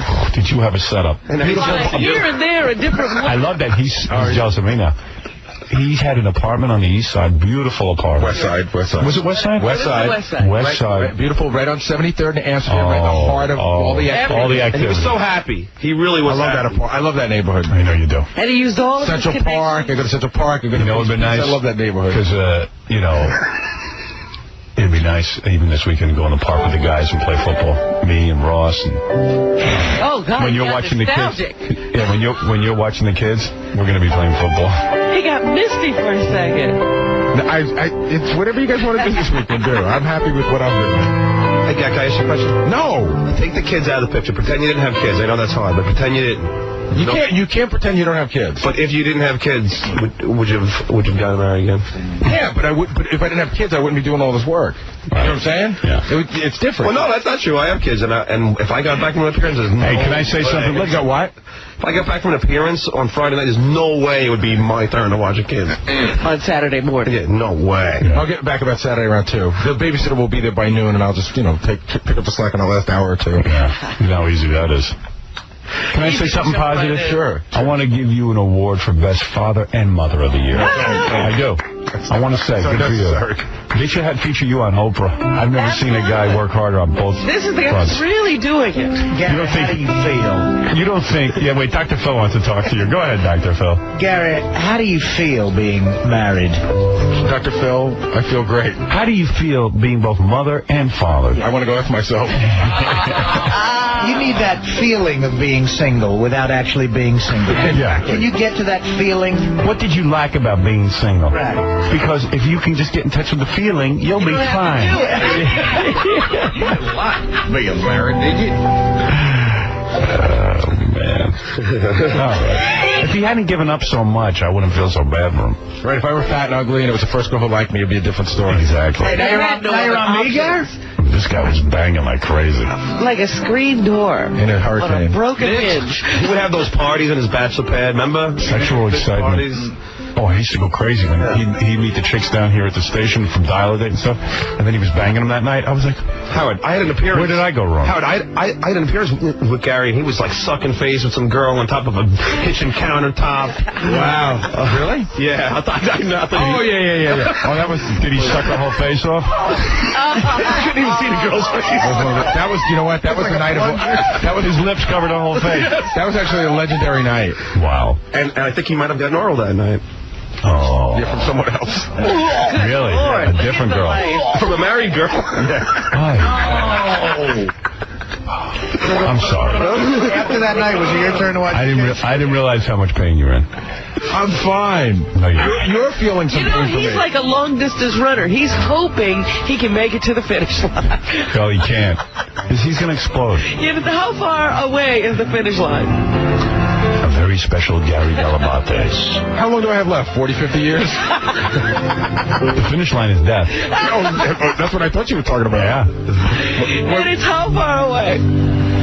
All right. Next. Can I ask one last question? No. Please? No. This appearance that you're doing today. Yes. Where is that money going to go? Oh, I don't know. It's not earmarked for anything. It's just probably, Christmas and all that stuff. I mean, it's not like Gifts for his wife. No, it's to reward her. It's just like Christmas money. Thank you for getting up early Saturday. He's going to build a After he earns all the money and babysits, he's got to buy her a nice gift for Christmas. Thank you, honey, for all you do. Next on the Eat With a True big Hollywood card Story. that says how much he loves I love you. Special to you. You know what you can do Saturday for activities with the kids? Make cards for Mommy. There you go. We'll help kill time. We're all going to the football game Saturday. Oh, there you go. There you go. Thank goodness you had boys. Yeah. And you get to take them to the bathroom even during the game. Oh, of course. Yeah, that's great. Can I at least mention that tonight I'm going to be in Boston at the Harp across from the Fleet Center for drinking Guinness beer. Good. Drowning my sorrows in Guinness beer. And Gary, you're not being totally honest, because aren't you remodeling the kitchen right now? No. I thought you were. No, it's something we're thinking about. I mean, we haven't even hired an architect yet. I mean, Well, what's your point? The point is he's doing all these appearances to make his wife's kitchen look nice. no. This is a jackass. Can't even sleep a little late. Don't worry, John. You're still going to get yours. Don't worry. What are you doing Saturday morning, Johnny? You going to sleep? Oh, of course. I'm sleeping late. His dream so it could be so much like go down and tank down another 11 Heinekens at the beach. Right. In fact, I sleep in a separate room with family. Yeah. So you won't get disturbed. No, I don't get. Oh, God forbid they disturb me on my slumber. The king? You got to get your beauty sleep. Saturday morning. You're going to be hungover. John's like the Bin Laden of his household. My wife doesn't even sleep in my bed because if she's going to get up to get the kids, I don't want to be awoken. Let me ask you a question. I got to ask you this question. If that's the case, right? You tell her you don't want her to the bed. Do you tell her to come and bang you and then tell her to leave and go sleep somewhere else? Yeah, I'll definitely. Well, but it's her choice to actually leave the room because I snore. So there's not really any, Okay, you got to leave it because you're telling her to leave. If Gary snores, he has to go sleep on the couch. That's right, he leaves. Sometimes the garage. Really? It's cold in there, but it's not that damp. It's dry. Yeah, this time of year. All right, look, I got to take a break. It's okay, man. Hey, we're all with you, buddy. You know? Get your hands off of me. I don't know why. Because he knows you know. Just don't act like you like Don't me we when you have fun together? No. Oh, come on. Didn't we just have lunch at the Fry's? That was fun. All right. But don't act like you like me because you are back. I do like you. don't, Gary, don't be you just like ridiculous. you just like to goof on people. I mean, we all Yeah, do, but I still like you. How do I know that? I tell you all time that I like it. I took him out to lunch just so we can make up and start again. We can make up lunch. It's like John takes you out to lunch and then you have a good time and then he treats you better than your wife does. He takes out the Gary, honestly, you and I have commiserated about our wives, and I think that you have it the worst. And he tells me around the clock. All right. And it's sad. It is sad. I think he's a little beaten down from it, though. That's what I'm saying. All right, if I can be Dr. I'm sorry that I didn't think it was. I would tell Mary to give you a break as well. Because you remember when I was at my party, and Gary was chasing Lucas and Jackson around on the beach, and Mary was sitting relaxing, and Mary was hanging out with me. She goes, "Hey, it's Gary's day. It's Gary's turn to watch the game." If you tell that story one more time, I'm going to kill you. And I felt bad for you, Gary. It wasn't really ridicule. I felt bad for you. You felt so bad that's the 10th anniversary of telling that story. I couldn't wait to come in and tell Howard, but I felt bad for you. All right, we're going to take a break. We'll be back right after these words. The Fafa Fohi this weekend, Baba Bohi. Yeah, let's switch from Jackie to Gary. What happened? No. Gary's been, I've been using Gary to help me with my book. Yes. I had some miserable weekend. So Friday, I was in arguments with New Line Cinema all day. Argument? Vis-a-vis my agent. Yeah, I'll tell you all about that in a minute. The movie's going smoothly then. No, it's not. I don't know what I'm going to do. I think I'm going to pull out a New Line and go somewhere else. Really? I hate to say it. I just really hate to say it. It would be no hard feelings, They I still think. want that PG. Yeah. I just can't take it. They've seen the script? Yeah, but the script doesn't matter to them. They just, first of all, well, okay, I'm going to talk to you about that in a second, all right? Let me tell you about Bohi. So Friday, that's where I kept running Gary every time, I told Gary after the show Friday to come out and work at my house. Okay. So Gary comes out with Ratso, Larry Ratso Sloman. Yes. Who is also assisting me. And, actually assisted me. At this point, I want him to write it. I'll just sign my name to it. You know what I mean? You're giving up. Oh, I'm so nauseated by this book. So sorry I got started with it. But it's going to be good. You know, the only reason that it's taking so much energy is because I don't want it to be bad. I want it to be good, you know. So, so I said to Fafa Fohi, I said to him last weekend, hey, come out to my house and help me with the book. He was like, oh, boss, no, I can't come out Friday. Whoa. But Gary's very much a worker mentality, and I recognize that. That's why I called the Howard Stern show. Comes the whistle blows. Yeah, there was a... And he doesn't know about a job after that. No, he doesn't understand from working on weekends. I wouldn't know about working on weekends. I never did that before. Never sat here on a Sunday doing any work or anything like that. Very rarely. Like a crucified by the FCC. Never did that. I mean, come on, Gary. These are additional jobs. Additional jobs, which I pay you for. Right, but... Right. No. Anyway, but don't say I never. Don't say I've never worked. You do it when I have to. Live shows. Don't say we've never worked on weekends. I've worked on weekends almost every time you've asked me to. No, you've always worked on weekends when I have extra projects for you where I pay you extra money. You've never worked on weekends just to work on weekends to get yourself prepared for Monday. It's a very difficult thing for you to work on weekends. You're a worker mentality. Yeah. If someone comes up with some dough, you'll work on weekend. You don't take initiative, is what I'm saying. He's dull. So anyway, did you say dull or dumb? Both. So anyway, whichever way you take it. Yeah, no, but I know that about you. That's why you have a worker mentality. I understand it. But that's okay. He's a good worker. I like him. He works just fine for me. But it's a worker mentality, and he's got to be motivated certain ways and all that. So I said to him, throw some cash down. So last Friday, I said to him, "Hey, Fafafuhi, why don't you come over my house? We'll get this over with Friday. I need him for 1 or 2 weekends. I don't need him for a bunch of weekends." So I said, you got to come out to my house. He goes, "Oh, Wolf, I can't do it." I go, "What? I go, what's the problem?" "I got Prince tickets Friday night." I go, "You mean the Prince tickets that you get through having my name?" Wait a second. You mean the Prince tickets that you get because you work for me? Because I don't take advantage of these tickets. That's how you get them. Through my contacts. So he was like, "Oh, come along. So, okay. I said, "All right, Gary." So you relent and you let him go. Gary, go. Right, I got plenty of other work. I scheduled other things. I said, you do your Prince thing. And he was like, "Yo, I got a dinner party." And No, I had an appearance. An appearance, that's right. He had an appearance. Okay. That I got through you. Right, exactly. Exactly. No, I understand. Gary, it all stops tomorrow when I leave here. You have no job, no career, no future. I just said. Okay, just understand I wasn't it. argumentative. I said I got it through you. When I ask you to come over, you just go, both. As soon as I can be there, because otherwise I have no life. Wolf, I'll open the door for you. Yeah, ask Mark Drucker what he's doing today. He's sitting home, okay? He'd be happy to have your job. In fact, he'd be a great guy to get you a job. Sure. He actually knows how to do production and stuff, doesn't he? That's all right. I'll stick with you for now. I don't want to hear about Prince concerts. Boss, I got Prince tickets. I go, yeah, how'd you get those? How did you get those? Through the record company. Oh, okay. How do you know the record company? Oh, they take his call if he was just JQ Public. Oh, yeah. If it wasn't associated with me. Howard, there's nobody I know in this world in this business that I don't know through you. You're the only person I ever worked for. Exactly. And why do record company guys take your call? Because I'm Howard Stern's producer. Right. So why do you get Prince tickets? Because I'm Howard Stern's producer. So when I ask you to do something for me, what do you say? I'm Howard Stern's producer. Right. And you're going to be at Howard Stern's, not at Prince's concert. He's like, Wolf, I got Prince tickets. I'm like, yeah, well, I'm up to my ass in work. You get out of here. But okay, I'm a good guy. I let him go to Prince. I said, okay, fine with you. So Gary came out, and the second he gets to my house, he's yawning. Yawning like you don't know, Robin. What time did he get there? The same time I got there, noon or 1 o'clock. I don't know, sometime around there. He's yawning? He's yawning. He's sitting down. I have to admit that there's a bit of a brick wall I hit around middle afternoon, around 1 or 1:30. I get very tired. And it's contagious. I mean, it's sleepy and dopey. I mean, a brick wall. He hit the brick wall head first. I did. I'm sitting there working with him. It was like, ooh. I'm like, Gary, can you wake up? I'm sorry. Put me to sleep. Do you think that something like that is controllable? I mean, I was trying to cover my mouth. Absolutely. If you had to not yawn, you would not have yawned.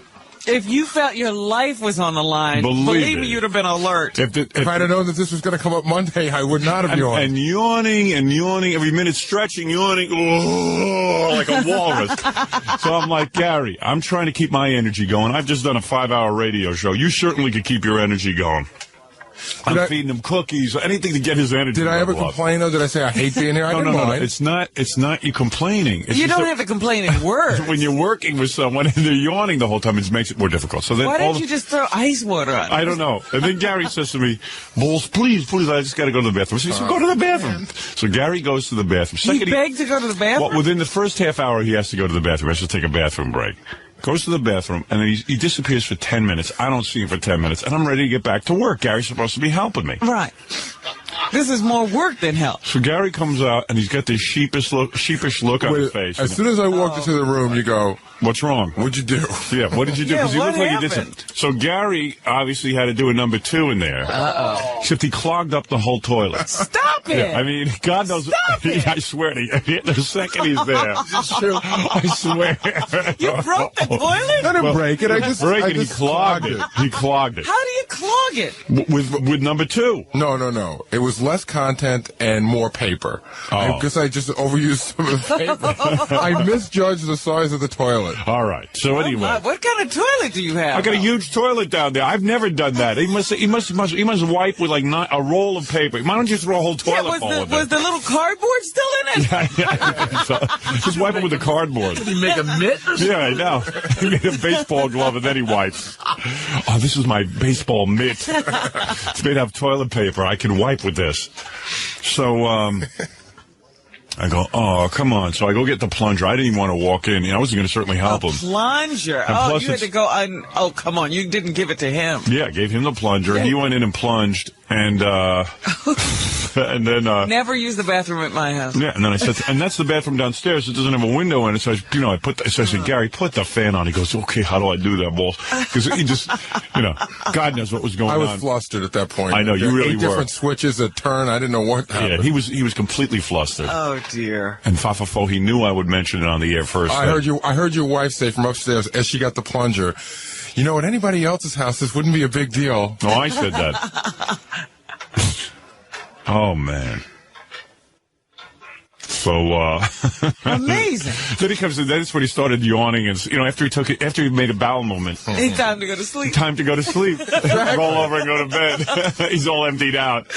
I'm surprised that he didn't just reach in and break it up with his hands so he wouldn't have to go through this today. Most people would have. I was in there for 15 minutes. Trying to figure out. 2 minutes actually doing something and 13 minutes trying to figure out how I was going to go outside. I said, well, maybe if I wait. Did you try flushing? It just wouldn't go down. Right. I tried 3 times and then, and then all of a sudden it didn't overflow, did it? It was getting close. And I said, you know what? I can't try another flush. I got to go out there like a man and ask for a plunger. No. Could you imagine if it overflowed? Oh, no. I would have killed him.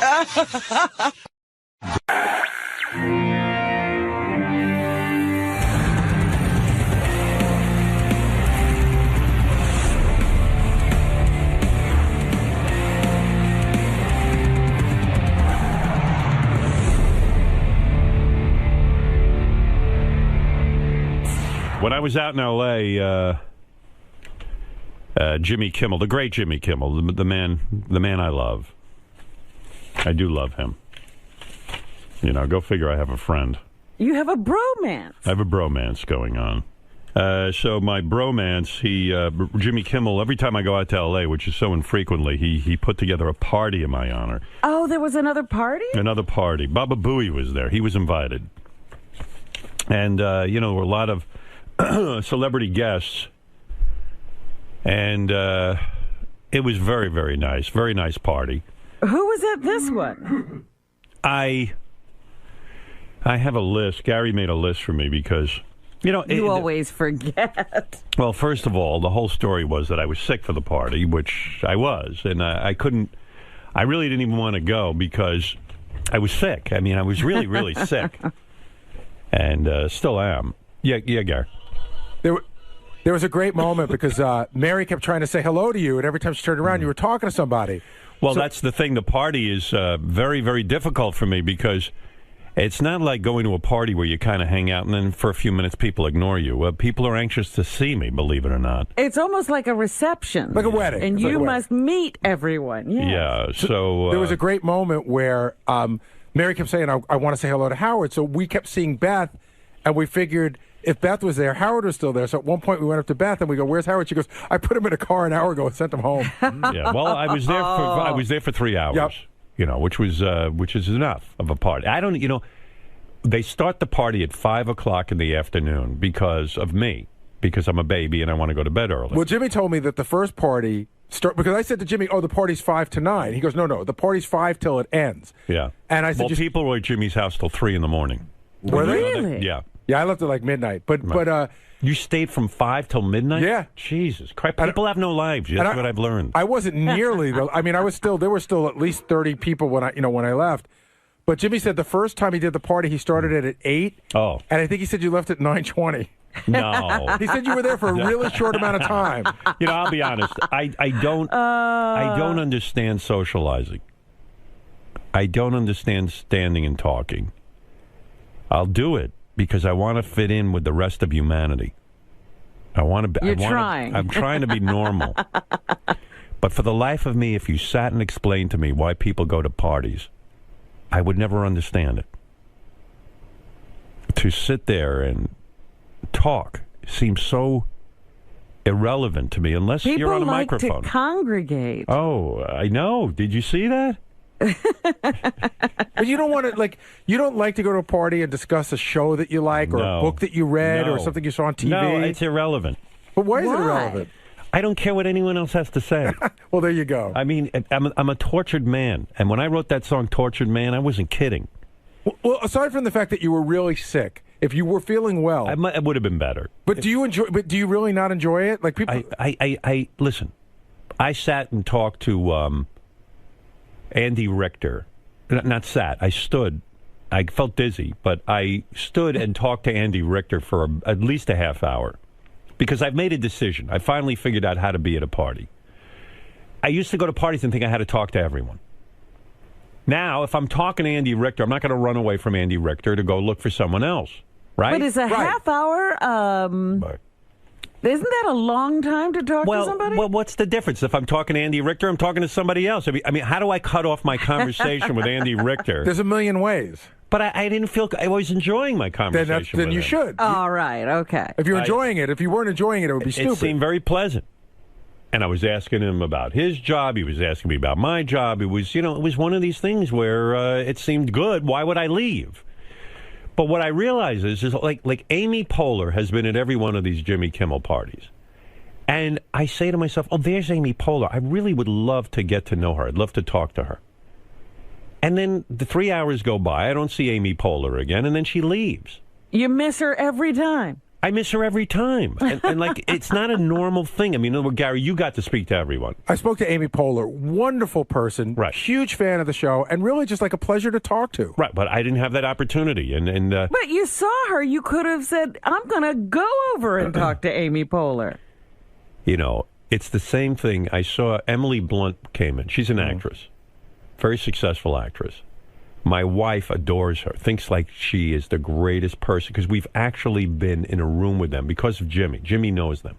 They're neighbors of his.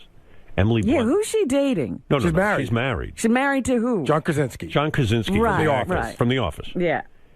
And my wife says, God, every time we get together, she sits and talks to Emily and John and says they're the greatest couple ever. So I went to the party and I said, I know Emily and John are going to be there. And I saw them walk in, and I was talking. I go, who knows, Andy Richter, let's say. And I said, oh, Emily and John, hey, I really want to talk to you guys. My wife says they're fantastic. Right, okay. So I figured, well, I should talk with them.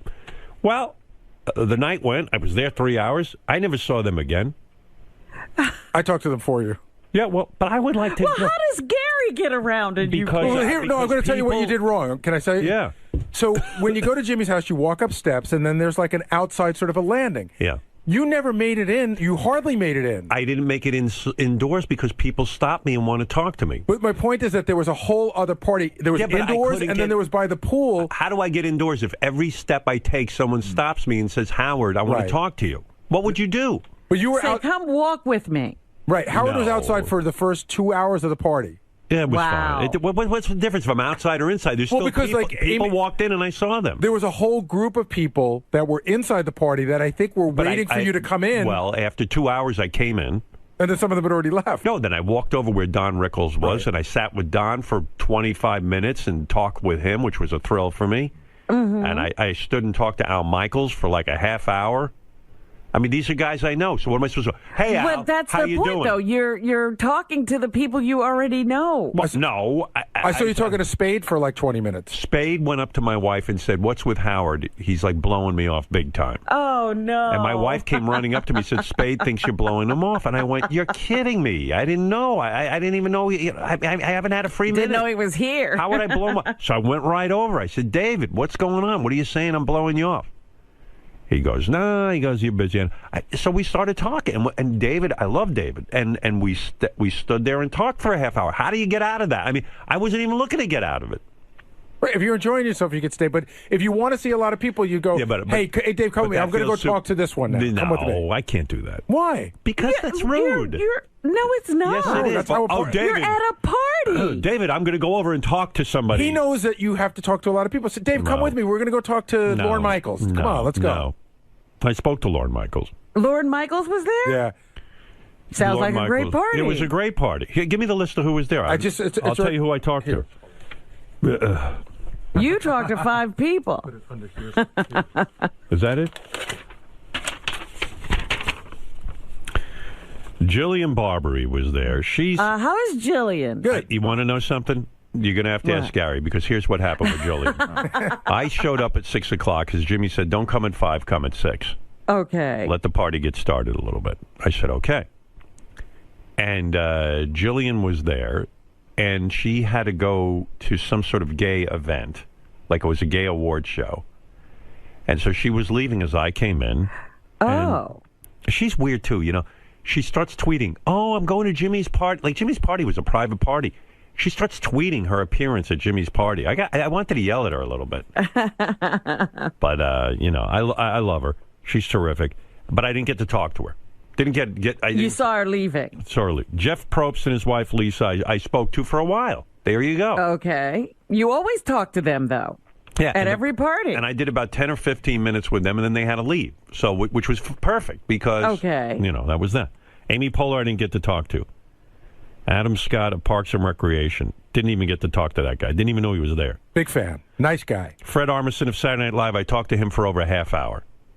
Okay, see, again, I think you're spending too much time with Fred everyone. Armisen. I think your times are off because you've already spoken to people longer than you were at the party. I'm telling you who I spoke to.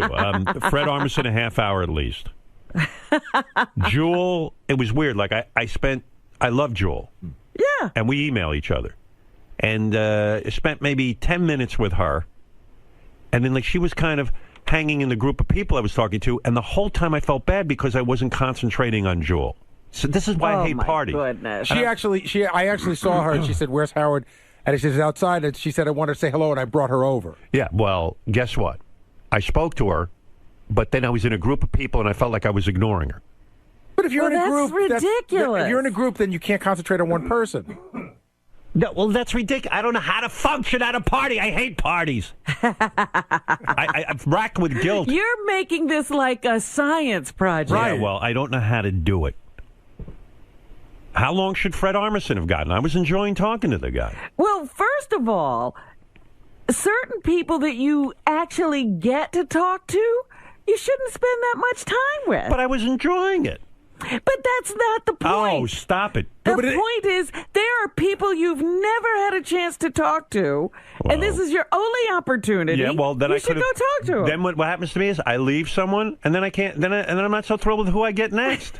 That's what it is. It's like dating. Right, yeah. Oh, it's like speed dating. It's like speed dating. That's right. Nia Vardalos from my big fat Greek wedding. I didn't even know she was there. No one said hello. Chris O'Donnell I saw for 2 seconds. We talked for 2 seconds. Huge fan. Jason Segel, he literally walked in. I saw him for about 1 second. I go, "Hey, Jason." I was like, "Hey, there's a guy I'd like to talk to. He's from that show with my mother." I met your mother. Forgetting Sarah Marshall. Yeah. He seems like an interesting guy. Never saw him again. Just said hello, and that was it. He went to hang out in the back. This is a big party. I didn't even know there was a back. You didn't go to the back room where Jimmy has karaoke? No. Had no idea. How would I know about it? No one told me. No one tells me anything.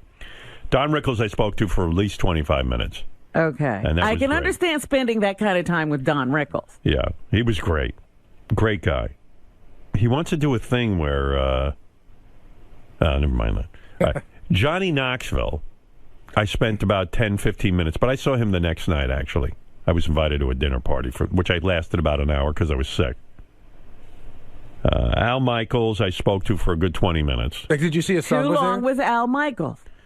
Why? I love Al. I never see him. You love Al, but you talk to Al all the time. You talk to him at every party. When do I talk to him? Again, the last party you spent time with I him did. and Alex. Yeah, I know. That's true. Adam Carolla, when I was leaving, I saw him come in. He got there late. He was racing cars that day. He looked like he was out of his mind. He was in a celebrity car racing thing. Yeah, I know. Which he won. He looked like he was high as a kite because he was so excited about winning this race, and there was no talking to him. So Adam Levine I spoke to for about 25 minutes. We had a good conversation. All right, Well, him I but got you to know see. Adam. So what? I've never I'm just socialized saying, this with is him. why you don't... He was at another one of these parties. No, he wasn't.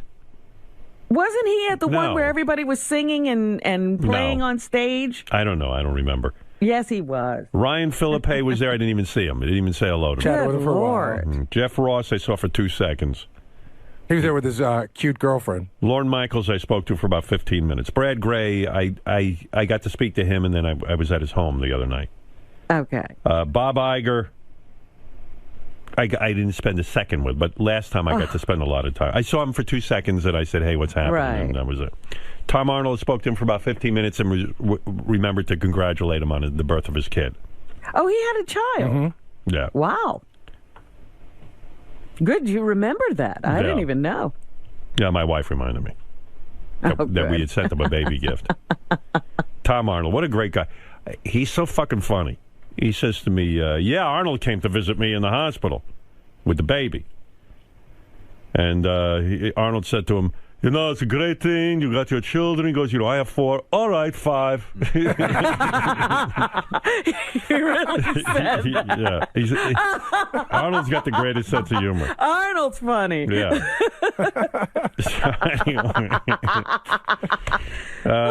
Zach Braff. You can't get that man down. Zach I got to speak to for a few minutes. Rob and Sherry Zombie. I didn't even get to talk to Sherry, but Rob and I talked a little bit. But Rob's a friend, and I don't worry about it. You see them all the time. John Krasinski and Emily Blunt. I didn't get to see Andy Richter. I spoke to for about a half hour. Natalie Maines, I saw for 5 minutes. Oh, you love Natalie. Yeah, I saw her for 5 minutes. She'll be here in a couple of weeks. Right. Kristen Bell and Dax Shepard, I spoke to them for a couple of minutes. They just had a baby. Right. I was able to say hi to them. You got to congratulate them, too. Jason Bateman, I spoke to for a while. You got to a lot of people Yeah, there. yeah. He's growing a beard for a part. Rick Rubin, I spoke to him for a long time. He's growing a beard for a part, too, but he's been doing it for years. Rick Rubin is a famous record producer. Just finished the Black Sabbath album that's coming out. And, he's done Metallica. He's done a whole bunch of them. But he's got a big, long beard. And for years, I used to call him the world's fattest vegan because he was a vegan, but he was so fat. Well, he got into shape. He started surfing and everything. And the guy's, pretty ripped now. He's got a hot girlfriend, the whole thing. Yeah, she's really nice. Very nice. You know what he told me? He said, sorry. And so Rick, with world's fattest vegan, I said, how's that vegan thing going? He goes, oh, all I eat now is meat. Are you kidding? No, he's on some sort of caveman diet. The the Paleolithic. Yeah, I got to tell you something though. I'm down to only eating fish. I got to tell you, there was an article in Sunday's New York Post, page 20, if you have it at home, about animals and about their grieving and how advanced animals are. That not just apes and elephants, which elephants go through a huge grieving process when things die, when relatives die, or even when other animals die that aren't elephants. If they happen to know them? Yeah, exactly. They form relationships. And the article was so amazing about animals and dogs and crows, everything. If you look on the internet, there's a video going around now of a dog grieving at its owner's gravesite, literally crying. It's weird. It's so upsetting. But these animals have such complicated feelings. We assume because something can't talk that they're completely void of all feelings. They talk about birds and their ability to grieve and to have relationships, and they have families and all this stuff. And they understand the relationship, and they understand death. And when you read this stuff, I could not eat an advanced animal. I just can't. So why do you think fish don't have the same feelings? Why do you think fish don't have these feelings? I think fish perhaps do, but I can't give it up. Are you the one? Last Sunday, I was watching something on the CBS Sunday Morning. Yeah. Plants actually can see and hear. Listen to me. Listen. Smell. Look, and smell. That's right. Listen, I'll tell you why I eat fish. Fish are assholes. All right. But you're the one. What does that mean? No, actually, I had a fish tank, years ago. Yeah. And I'd come home and these fish would greet me. Now, who knows if they were looking for food or what, but they would really have some sort of awareness that I walked in the room, I think, because they'd all come to the front. But look, I can't think of fish that way, or else I got nothing left to eat. Do you eat lobster? No, I don't eat lobster. Because I thought you remember you saying on the air. Yeah, you were saying on the air that you think lobsters have families. No, I never said that. I said that I don't like the way they kill lobsters. Right. They throw them in a pot of hot water. Yeah, but fish, they just take them out and let them suffocate. I know. Look, Gary, I'm down to fish. That's it. You want to? You're not helping. You got to stop it. You got to stop it. Oh, here. Carson, anyway, go read that article in the New York Post. Well, the guy with the plants, because plants can feel, Howard. He did say that I don't want to hear the that. plants don't care. You can't eat them either. Right, well, I'm eating them, and so are you. I eat tons of them. Mike Judge, I didn't even get to say hello to. I saw him in the distance, and I didn't even get to say hello to him. He's another guy who took up surfing and got ripped. Bill Simmons. He's a sports guy, a sports writer guy. I didn't know he was there. Carson Daly, I spoke to for a little bit. I told him he should go in and get more money. You got to hear this. No, he should take Jay Leno's job. No, for The Voice, I'm talking about. Oh. That voice, the show The Voice is such a huge hit. Yes. I said to Adam Levine, I hope you're getting paid, dude. That show's huge. Don't worry, I'm getting paid. So he let me know. But Carson Daly, Carson goes, the hosts never get anything. So I'm at well, look at Ryan Seacrest. Exactly. I wasn't going to rub it in. So I was at the NBC, I don't even know what I was at. They had me at something. We shot a commercial in the morning, and then in the afternoon we had to go to a thing where Is it like a press day. It's called Press Day.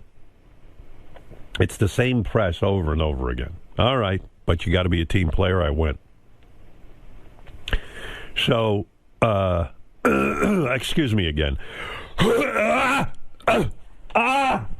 Are you drinking water? Oh, please. When am I going to have time to drink water? I'm talking like a fucking man. Who has a show for 5 hours of talk? Nobody. These fucks who do talk radio, they do 2 hours. You think they give themselves an award. Anyway, so I'm at the NBC press event, and I see one of the big machers at NBC. He's there, and I see Carson Daly. He was in the event ahead of us. I said, Carson, come here. I said, this is so-and-so. I said, listen, you got to give Carson a raise. The guy deserves more money. You got a hit show. Part with a couple of bucks. Well, Carson turned bright red. The executive couldn't wait to get away from me. Talk about uncomfortable moments. Did you help, do you think? I don't know. Jimmy wrote me a note, said Carson was very grateful that I did that. Okay. So he liked it. Did he? Yeah. This is something he couldn't say. Ellen Pompeo, I spoke to for 2 seconds, and Justin Theroux I spoke to for five minutes. That's all the time that I had. So that was me at the party. And is that the end of the list? Yeah. Well, yeah. I don't know who else was there, but I mean. Oh, and Krista Miller. And Kristen Bill. I spoke to them. You must have spoken to them. Yeah, I spoke to them. So, very nice party. Thank you, Jimmy, again. He's such a great guy. Tim, go ahead. And Jimmy and Molly, I should say. Yeah, Tim. Yes. Hey, Howard. Make it doing this. You're absolutely right about the people talking about nothing, like Baba Booey, when you go to a party and people have books, and do you care about what books they're reading and their TV and their stupid kids? No. You get somewhere and you're like, how soon can I get out, go home, be comfortable, not listen to the mind. You're a miserable human being. Thank you. You really are. Him or me? Because when you go to a party and you ask somebody about a book they read, that's how you say, oh, that's interesting. I think I'd like to read that book, and then you read it. I never remember what they say anyway. Or a movie. Hey, you know who you left off this list? Who? Mary McCormick and her husband. I don't think I... Oh, yes. I apologize. I forgot. I saw them for a minute. Yeah. Mary's good? Did you talk to her? I spoke with her and her husband, yeah. Okay. Yeah, for quite a bit of time. That was it. That was my night. Well, you did get to some people, but yeah. I can't believe you keep missing Amy Poehler. Yeah, I like her. I wanted to talk to her. Well, one day I'll get to talk to her. One of these days. Gary, as Howard's long-standing producer, you've seen the evolution of your boss. You've seen him change and become a bit warmer. But he still gets this agita when he goes to parties at Jimmy's house. You know, is this as far as he's going to come evolution-wise? Well, it's pretty far. I mean, we went to a party with over 100 people at it, and he got through 4 or 5 hours of it, so I think that's pretty far. I was surprised to hear him say on the air this morning that he doesn't enjoy it. But then he said there were some things that he enjoyed, so it's very hard to tell with him. Coming from your perspective as someone who really loves to socialize, does this sound crazy to you? He's got this incredible parties on the West Coast. I think it's interesting that, the guy called in and backed Howard up that, going to socialize with people is boring because most people like to socialize. And yeah, like I said, you go to a party, it's interesting to hear other people's experiences. But, I guess there are those who don't think so, and he's one of them.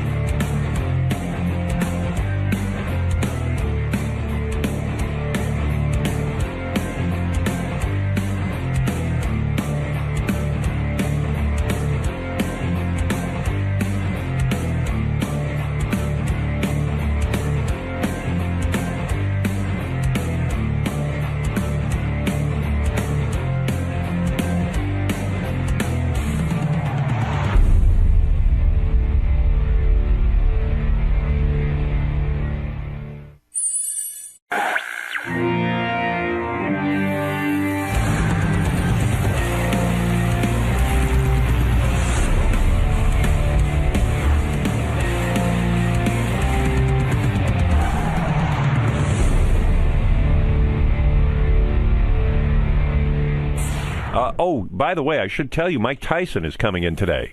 Ooh. So I'm looking forward to speaking to the Iron Mike Tyson, the great boxer. Ganji is a huge fan of his stage show.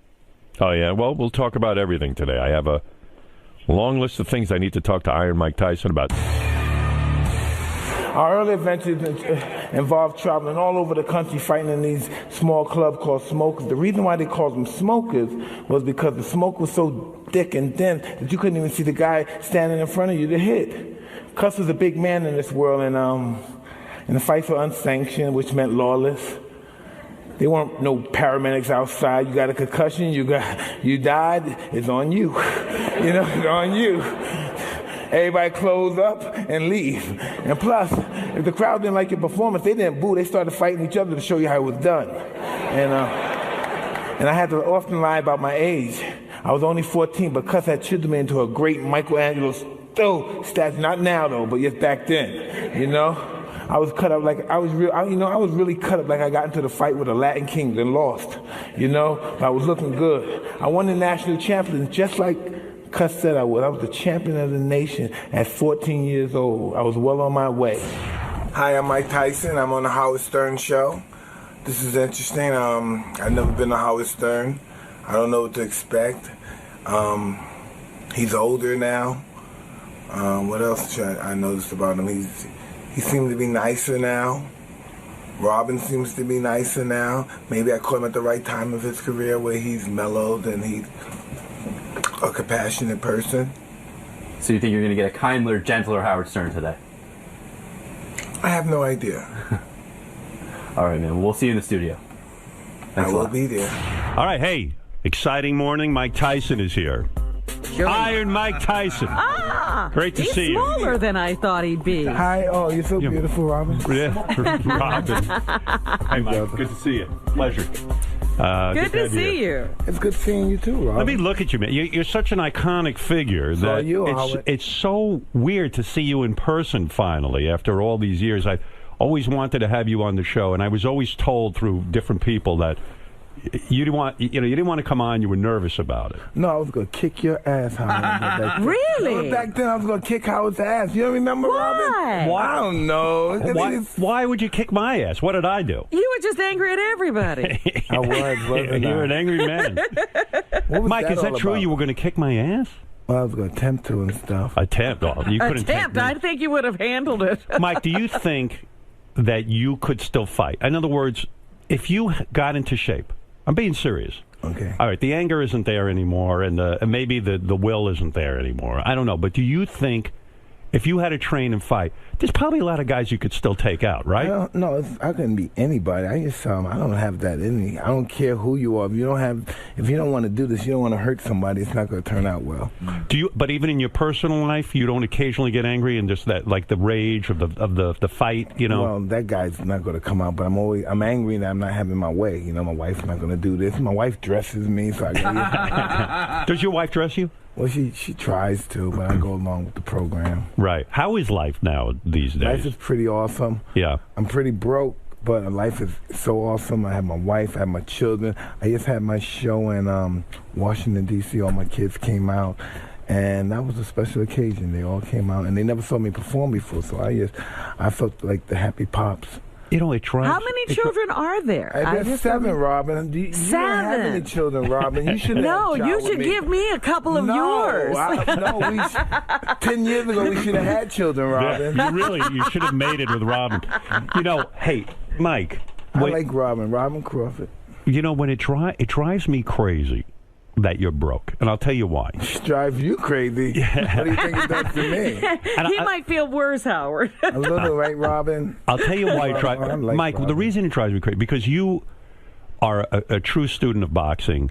You knew, you're one of those guys who really understands boxing and where boxers come from. Yes, 100%. And so when you look back at boxers, traditionally, they've gotten hosed every step of the way. They generate tremendous amount of income. Forget about what goes on gambling-wise, what they generate and all that. But it seems like every boxer ends up in the hole, always ends up getting beaten down financially. Well, there's a really small percentage that don't, probably a half percentage that doesn't. Right. But this is, Listen, when I was a young kid, I heard about Joe Louis and Sugar Ray Robinson. You hear about all these great fighters, Tony Canzoneri, Lou Anderson. You hear about these guys that amazing fortunes and lost it. And you know this stuff. You all know this stuff, but they knew about the guys before them in the 10th and the early century in the 20s. But still, we go broke. Now why? Because handling money is an art. It's an art than handling money. And we never practiced that art before. Well, what did you do with all the money? Did you know where that money went? Well, a lot of people stole money. Well, as a fan of yours, I got really nervous for you when you had a bunch of guys who were white guys who were handling you and stuff, and I kind of feel like you went through this phase where you said, "Fuck that, I'm going with all black management, blah blah blah blah blah," which is fine, which is a great thing to do. But at the same point, you threw away the guys who were actually watching your money, who I think actually were pretty good about it. That's not true. No, they were bad. They were really bad. They were bad too. Yeah, that's why I left them. Right. And boom. And if they weren't so bad, I wouldn't have ran away to this guy. What were they doing that was so bad? The white dudes. I thought that they actually had your back. No, they did, and they did what every particular white dude did to a black dude when he was a fighter. And these guys are the managers. It's pretty much because I'm a young kid. I didn't understand about that stuff. I was a glory seeker. Yeah. And they were just patting everything, expenses, everything. I had no idea. Does it keep you up at night now? Like knowing how much money you probably had personally about $400 million. Does it keep you up at night now where you go, fuck? Never. I never once in my life I said, fuck. I just I had everything I ever wanted, and I have everything I wanted now. Yeah. And plus, when I had all that money, I was living such a chaotic life.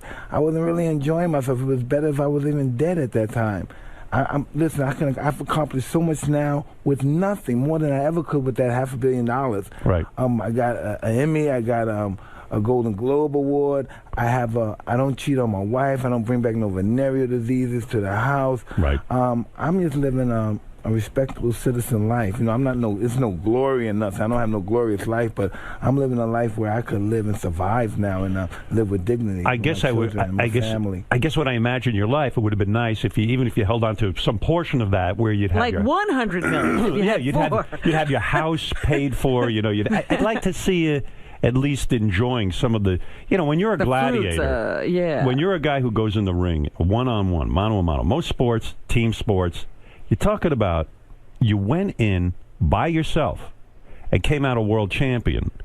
You risk your life every time. There's not a lot of sports like that when you think about it. Tennis, okay, one-on-one. But boxing, it's not a risk your life situation. No, but tennis, boxing, I'm trying to think of sports where it's just you versus another guy. Golf. Golf maybe. Not even. Yeah, golf. I don't look at it that way, Howard. I'm a professional athlete for over 25 years, so I don't look at it that way. I look at it that maybe this deserves to happen to me because I was just so good at what I did, no one else stands a chance. Yeah. And I had to grow up in other areas in life too. Yeah. And by going through these ordeals, I'm such a better person. I've lived life where I've seen a lot of my friends, quite a few, not a lot, but they had great fortunes. They may have lost it, or lost some of it. I may have gotten embarrassed in the way they got their fortune. Right. And know what they do? They killed themselves. Right. And so that only tells me that's what they were worth, is money. They weren't worth nothing else. Wealthy people who kill themselves because it wasn't the thing that made them happy, really, in the final analysis. Well, I don't know what it was. Or they lost it, and then they said that was all they were. Most of the time, it's because they lost it. Right. And that's why, because that's really all they're worth is some money. Big deal. Listen, I don't have $500 million, but still, I'm Mike Tyson. Yeah. I'm listen. But do you have anonymity where you live? Like, in other words, are you able to live? Like, I don't know where you live now, but Nevada. In Nevada, are you able to live? I would imagine because you are Mike Tyson, you're famous. And someone once said the hardest thing is to be a famous person with no money because you can't really hide. You're now living in a regular community, and people have access to you. They can, Does he really live in a regular community? I don't know. I don't know where Mike's living now. Well, I live in a desolate community because normally everybody that lives there, that's their second house, so they're normally not there. So I live pretty much desolate. Yeah, right. Nobody shows up. Nobody shows up. I got pigeons. It's against the law to have animals. I got birds flying. There's Nobody checks on you. There's 50 houses. There's nobody there. They're big mansions. People think I'm rich. I hang on the other guy's lot sometimes. People think that's my mansion. It's not how this stuff works, you know. The IRS people are getting aggressive. Holy moly, no. Mike, when the phase of your life that's so fascinating me, when you went to prison, I always I thought about you a lot when you were in prison because... Thank you. Why didn't you write me or send me any commissary Because money? I didn't know you. So what? Don't think about me and worry about me if you don't know me. If you're a compassionate liberal, as you come across to be... Yes. With communist tendencies... You know, oh, I'm a capitalist. All right. I know you're a big fan of Chairman Mao, which I'm going to ask you about. But when you were in prison...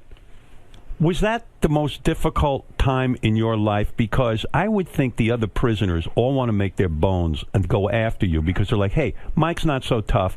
I'll go kick his fucking ass, and I'll prove to everybody I'm the toughest guy. I don't know how it... Now I'm not so tough, but back then I was.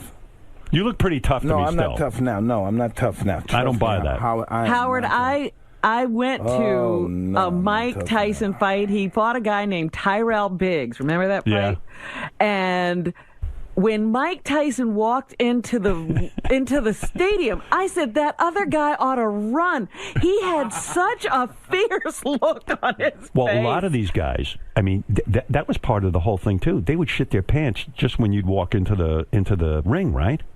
That's what they said. Yeah. Isn't that beautiful? Like, you had them psyched out before you even got in there. When I was fighting, it was beautiful. You know, when I look at it now, I can't believe I said this to this guy. He got children now. I said this stuff. But you know something? I look back on my own career, and I've said things to people that are insane.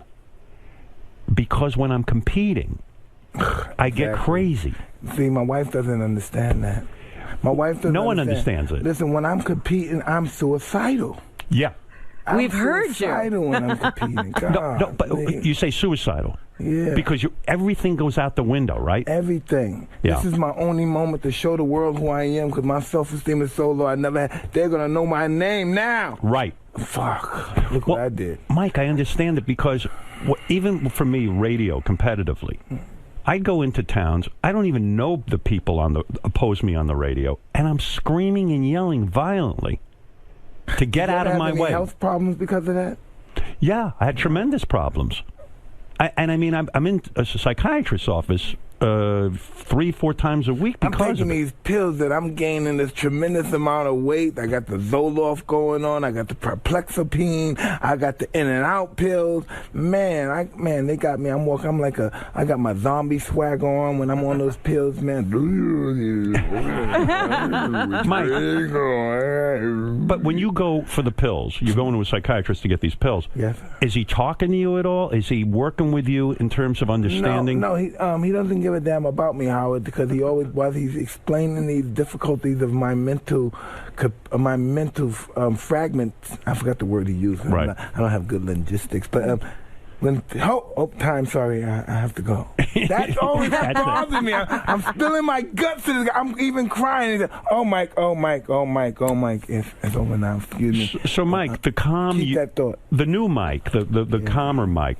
Is it because of the pills, or is it because you've had some sort of revelation in your life? Well, this is pretty much revelation. My wife, she was my girlfriend at the time. When she had it's funny when you're in love with somebody and you think you know somebody, and then when you really get intimate with them, when you're with them every day, they're not the person you thought they was. And that's what my wife, she said, wow, I never dreamed that you were this kind of person, that you're always on these zombie pills and watching Law and Order. And so my wife, she detoxed me. She started reading. She took all my medication. She started reading. She's my girlfriend at the time. Right. I didn't even know if I was going to date her that much, but she started reading everything. And she started looking up everything and said, man, this is for homicidal people. This is for, really, Mike, this is for people that's in Bellevue that's locked up. Right. And so, wow. And so she started dying. Wow.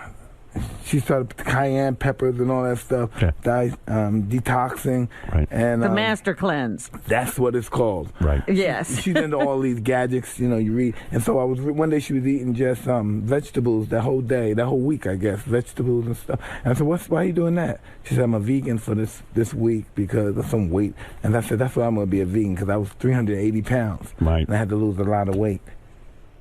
You were 380. 380, man. It was the worst sexual experience of my life. So it shows you that you were really depressed, because when you put on that kind of weight and you're on those kind of pills and everything, I mean, your life's out of whack. Oh, no, the after effects. These pills are going to help me. But, I'm going to feel suicidal. I'm going to go to the bathroom on myself periodically. I'm going to go through all these things. And it's the pills are killing me more than they're helping me. So let me ask you something. Why not go to a therapist or a psychiatrist who will sit and talk to you?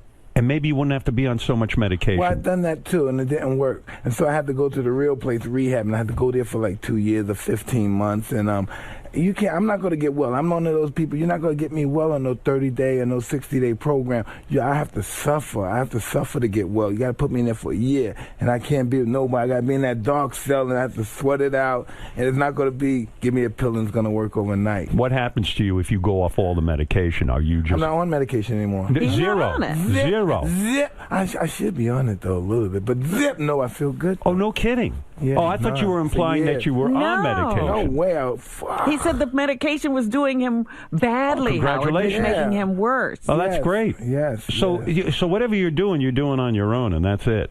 Yes, with a lot of help. I had a great support system, and that's Is it your wife who's helped you the most? Oh, absolutely, my wife, and there's other people too. I had other people that were in my life that looked after me and sponsored me, and man, it's just amazing. The worst thing The worst thing that ever happened to me is that I started using drugs really heavily. Yeah. But the best thing that ever happened to me is that I got involved with the recovery program. And there you meet people, you meet some amazing people from all walks of life. So you're not doing any weed, you're not drinking, you're not doing anything. Hey, no drink, no cocaine, no heroin. This is my drug of choice.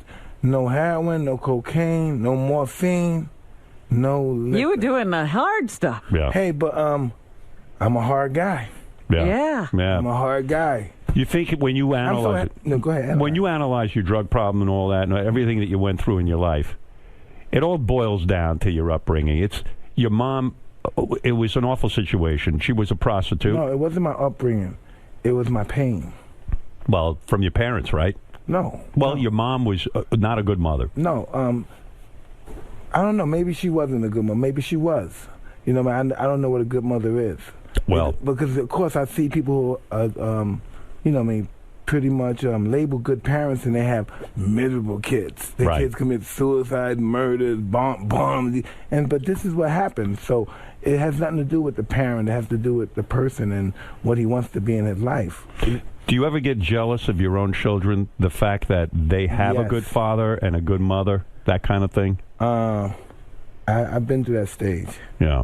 I'm not there no more, but I've been. But you weren't always the greatest parent either. Come on. So, no, but when you're parenting, I'm better than my parents. Right. I'm better than my parents, and I'm suck as a parent, but I'm better than my parents. You're there. Yeah, I suck. So I'm not even near, but I'm still better than my parents. You did them a favor going away. You're so right. That's I went true. away to get right true. Now. I'm the parent that they need to have in their life. But back then, oh God, the best thing that happened is their mother left. Right. Because the issue is, how do you even know how to be a good parent? And then as soon as you become a good parent, you say, shit, how come they got it so good and I had it so fucked up? Because you put them in that situation that they have it good. Right. Because you don't want them to have it like you. You would probably kill yourself if your kids had the life that you... Imagine my kids grew up in abandoned tenement buildings. Right. It'd be terrible. Whoa. And yet there's a part of you that wants to make their lives better. And then there's a part of you that goes, hey, fuck. Who are these kids to have? Why? Because all your life... You despise the kids that your kids became. Spoiled kids never had a chance to take a deep breath, go, because everybody always giving them everything. And it's that way now. And sometimes you want them to be able to take that deep breath, to let them know it's hard, but you can still go to that further step. You can go further if you want to. Even though it's hard, you can still go further. When you tell your kids about your life, It's probably like you're talking like from Mars because they have no idea. They said, Dad, get out of here. You had to go to school. Because if I can't spell, because sometimes I misspell. Right. And say, Daddy, that's not how you spell my name, Dad. Right. And they said, Dad, don't tell me dangerous is hard for you, Dad. Don't tell me that, Dad. And I'm just waiting any minute he's going to say, Dad, tell me what it was like when you were a nigga, Dad. Tell me what was that life, Dad. What was that life? You're biting people's ears, savage. You know, what was that like, Dad? Because my kids are like in Ivy League schools and for high school kids and stuff. Billis, what's the name? Billis and what's the name? With the president's kid, I was intimidated. I went to my kid's school, and I was intimidated. The kids and all these kids intimidated me. I thought, fuck. I felt I was in Harvard. I know, it's crazy. What the hell? I don't belong here. Right, it's another world, isn't it? Oh man, it's interesting. Do you have a good relationship with all your kids, or are they? Thank God. You do. Thank God. Yes, I have. Oh man, I'm just very grateful. I have she's graduating from Georgetown Medical Student. I have a daughter. No kidding. Wow. One of your daughters is graduating, going to be a doctor? Well, she's graduating to be one, but I don't know if that's particularly what she wants to do. I'm in the liberalist. Well, some of the kids, but I'm in the liberalist. My family is so liberal. Yeah. So liberal. I can't even. Well, you're walking around with a Chairman Mao tattoo. Of course, they're going to be liberal. But I can't even go around and say, hey, it's a possibility that Mr. Christie from New Jersey, he's a good guy, Christie. It's got to be. He's the only. You can't even say that. But he's probably the only Republican we can say. Him and Michael Steele, they're the only Republicans we can talk about. Everybody else is garbage. What the heck? Come on. Go back to, if you can mentally, go back to prison for a second, because I want to ask you. Okay. Here you are, famous Mike. And by the way, I got to say, Mike Tyson is currently, the reason he's here, he's on tour for his one-man show, Undisputed Truth. We've heard great things about it from guys who work here with us who have gone to see you and loved it. For tour dates and tickets. You're just mellow. This is not normal. You're just too mellow. Who's mellow? I'm mellow. I came up here in anticipation talking about anal sex and this and that. Well, we'll get to that. We'll get to it. I'm sorry. We're working you into it. Have you enjoyed it? We don't just go right in. If you want to talk anal, let's go. I know, but I expect you're such a nice guy for this fucking guy. Like that. I don't see you into anal sex. You were into anal sex? No, because this is what I was going to tell you about, because I'm really not that way no more since I became a Muslim, really halal. So if I was, it's not like I wouldn't do it, but if I had to, I would have to walk around with the person all day to see what they ate and stuff, because it's real. But I mean, you had crazy days when you were doing drugs and you were fucking, the man of the hour. You were out of your mind. Like, no. I read that like you were with 7 hookers one night. Halal. I can't do that. You have to be clean. I have to be with them every day. Make sure what they're eating. Everything they eat has to evaporate, for instance, in their system. Because and they eat any pills, any apples or seeds, anything. And it's just not good. Can you believe the old Mike Tyson in terms of like even the pussy fever that you were in? Like, can you believe that? Like now you've got that under control. You're really in love with your wife, aren't you? Oh, implicitly, yeah. And so, isn't it kind of liberating? You can go out and see all these hot chicks and stuff, and not even give them a second fucking thought. Well, that's true too, but you never know, because every time I go out, I'm with my wife. Right. She doesn't let you off. She doesn't let you off the hook. No, I never leave. I never want to leave my wife. Right. That's just how I want to live my life. Do you worry that you turn your wife into your mother, in a sense, the mother you never had? My wife is my mother. Right. You know what I mean? Is that dangerous, though, in a relationship? That's extremely dangerous, but it is what it is. She thinks, hey, you should wear this today, you should wear this, you should wear this, you should put this way and this way. That's just who she is. And you like it? Oh, yeah. And you like it because you now feel like you're getting mothering? I love being loved. But can't that turn into something where I'm never going to have a mother. That's just over. I never had a mother. I'm never going to know what it's like to have a mother. But it's dangerous to turn other people into the mother you never had. No, I'm not turning her into a mother. She became my mother. She wants to be my mother. That's the role. I love my husband. Oh, God, my wife. But do you ever say to her, hey, I don't need a mother. I need a wife? But she is my wife. Right. So she's being my wife. She's covering in all bases. She got you covered. Hey, listen. I'm just happy to be married to her. I don't care what she does. She's very hot. I've seen her. Yes, I agree. How did you meet her? Hey, listen. I met her through her family, because her family used to come to the fights and stuff. You met her through her father is a Muslim. And yeah, but I wasn't a Muslim. That's not how we became friends, though. Your father, when you were a young man, introduced his daughter to you, but the two of you couldn't click. You were in the wrong place.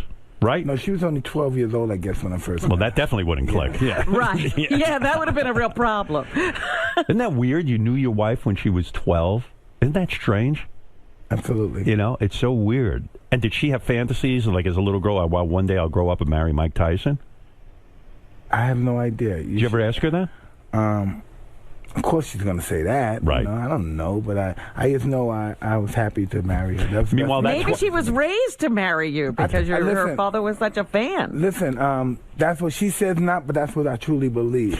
Hey. That's what I truly believe. Her father wanted her to be with me. That's what I believe. I know she doesn't want to believe that, but that's what I believe. Go back to prison for a second. I've been there twice with you, Howard. I know, Come but go on. back. You never stay, though. Yeah, Mike, when you were in there, and you're this famous guy, one of the most famous guys in the world, do the other prisoners taunt you and try to get you into some sort of, I don't know, fight or some kind of, or maybe even they try to befriend you so they think they can get something from you on the outside?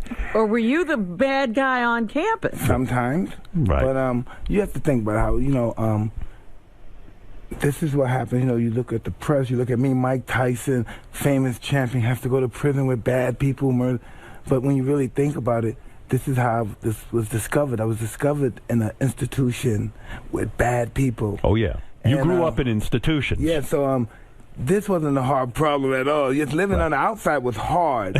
Going in that place was not hard at all. Wow. In other words, not hard at all inside. No. After not all, you recognize in other words, for a guy like me, no. In other words, so when you went into prison, that's taking the easy route out for me. Right.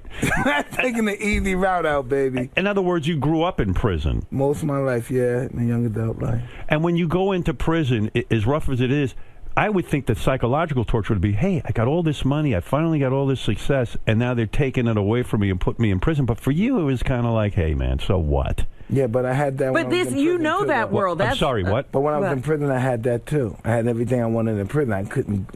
Well, I could go to the hospital and stuff when I had to go. Right. But I still did what I wanted to. I didn't smoke in them, but I had my food that I wanted to eat. I never ate at the cafeteria. I ate. How do you do that? I don't know, but it just happens. No, but wait a second. The best thing that ever happened to prison was prison guards. You know? Right. Yeah, that's it. The best thing that ever happened to The prison guards actually probably liked you because they didn't believe I belonged in there. Right. They felt that you were innocent. Yeah.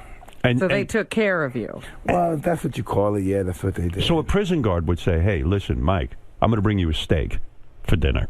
No, that's not how it goes. How's it go? That's not how it goes. It's just energy. You have to know the energy. You have to be in the prison system to know the energy. You just feel it. And then someone makes the point that if anything I can do for you, let me know. And I just let them know I need some Chinese food. Okay, so Chinese food, I really. But don't those guards expect payoff when you get out? In other words, they'll bring you Chinese food. No, they're getting paid there. When people say this guy was a CEO, Rick Ross was a CEO. No, we're happy for CEOs like Rick Ross. They make the prison system exciting because really, a prison system's not exciting at all. That's all you do. You're locked up in your cell. Right. And if you're a good boy, they may let you go play for an hour. But that's all you do. It's not exciting like on television. You're constantly locked in your cell. This idea of working out in prison and becoming big and huge and stuff, did you get into the physical workout, the prison workout? Yeah, I was for a moment because I ran. I had no chance. I would do my road work and I would do some weights, but then eventually they took the weights away from us. Why did they do that? Because they said this is we were turning our bodies into muscles. Oh no, weapons. Weapons. Yeah, that's the word, weapons. So the one joy you had in prison was the idea of going in there and working out and using some time up. And they took away the weights. No, but then I had a drug counselor in prison. I was porking too, so that was good too. Oh, yeah, I was porking somebody. She was a lady, by the way. I was porking her. Yeah. So how do you get to do that? In other words, you go for drug counseling. So you're alone in a room with the drug counselor. Yeah. Wow. Can you believe they trust you even to be alone? Listen, it's very interesting because the drug counselor was a badass too, so they didn't care. She was one of those people. She didn't care. You know, she's been in this. If you got 10 murders, she's not afraid of nobody. It's one of those people, all right. So it wasn't like they were afraid, but they realized I was in there a little too long with her. So in other words, a little too long. You got caught. So you had a girl. No, I didn't get caught, but someone told on us. And I got nervous. Internal Affairs came in, and I was a little nervous. And I had like another year before, 6 months before I left. And the guy was very kind and polite, and he was saying, "Well, Mike, Mr. Tyson, I hear it's a possibility you will be leaving in 6 months." And then, of course, if we find out different about the case, there could be different arrangements, of course. And I said, "Oh, God, wow, yeah. It's amazing." Just for porking the counselor. Were you could stay longer. So did you cut her off? Like, did you say, "Fuck it, I'm not screwing this broad anymore"? No way, Jose. So in other words, when were you attracted to this woman, or is it because she's the only woman available, she becomes your sex object? I don't know. My criteria in women are just breathing and stuff. Right. You weren't being too picky. Yeah, I wasn't picky. Was she hot? She was hot enough. She had a vagina. Not too hot. I wasn't on fire afterwards, so she was just hot enough, Would you? So you didn't even have to masturbate in prison. In other words, you had a sexual out. How often would you go for drug counseling with this woman? Every day. 3 times a day. 3 times a day. This is some good stuff. My God. No, but she's good. Now, please, man, this is good people. This isn't nobody we let. She ain't no bad person. This is a great person. You're not kidding. I want to meet her. So you're telling me you would be into drug counseling 3 times a day? No. Oh, actually, my wife's gonna kill me about this, but sometimes this is how it goes. Okay. Right. First thing in the morning, I go to class to go to drug, whatever, 90 minutes, for an hour and a half. I come back to my dorm house. I go to my job in the gym, working out because they wanted me to stay kind of fit a little. Sure. Mike Tyson, drug counselor, to the school. They're calling you to the school. Now go to school. And then I go get me. And then we go again. Boom, lunchtime. Come back. So then got to go back to another. I got to go back to work. Because I only got one class. I got to go back to work. Tyson, school, drug counselor. I have to go and say, listen, I got to work out. I got to run. Okay, I can't run. I'm too tired. Okay, I'm too tired. I can't do it. I'm too fucking tired. You're having more fun in prison than most people have on the outside. Yeah, you couldn't get that much on the outside. Why'd you want to leave? Yeah, I did want to leave, but shit. But when a relationship like that starts, when you get out, isn't she expecting you to come visit her? No. Everything was told. Thank you. That was it. No. Over. You never saw her. Everybody understood. Huh? You never saw her once you got out of prison. No. I talked to her quite a few times, but I never. That's something. That was just that. It's not. She's great. Thank God. So forgive me if I'm wrong here, but it sounds like this was a party. You'd have your food. Prison and it was great. And it was like you'd had the COs there. They made sure that you had your Chinese food. Well, at first it was really bumpy road because I had a problem dealing with it myself. It was all about me. Fuck you. I hate you. You're white. Fuck you. Raisin You were angry with the white world, the world in general. Yeah, it's the world. And that was just an interesting experience for me. I was just so happy that I calmed down and got into the move of things, Right. When you got out of prison, was that when you hooked up with Don King? Yes. And but I hooked up with him when he was in prison because that's how I got the contract to get that money. Right. Yeah. Big contracts. Yeah. And this guy Don King, I've had him on the show many times, and he's a charming guy. I mean, you get in his aura, and he's joking. He's he's a character and all. Yeah, of that. we've tried to nail him down many times and never been able to do it. No, I can't believe Robin couldn't. Robin, you failed on that. Yeah, we all couldn't failed. do it. Yeah. We couldn't do it. But Mike, how does it happen? In other words, you get I guess you're not paying attention, right? Is that basically it? You're busy trying to be a fighter. That too, and I'm just doing what I want to do. Yeah. Basically. Yeah. Travel, have a bunch of girlfriends. I got like 45 girlfriends, and I'm probably married too. And I'm just really. How much money do you think he owes you? Well, nobody owes me anything. Really? No, nobody owes me anything. I'm just happy to be alive and just, breathing this air and functioning. Nobody owes me anything, and I don't owe anyone. I don't owe anyone. If you saw him today, would you just yell at him, or would you? I wouldn't do anything to him. You wouldn't. No, I would never jeopardize losing my wife and my children and the relationship I have with my kids. You keep the $1 billion, you keep all that stuff. But now, if I was to be violated, it might be.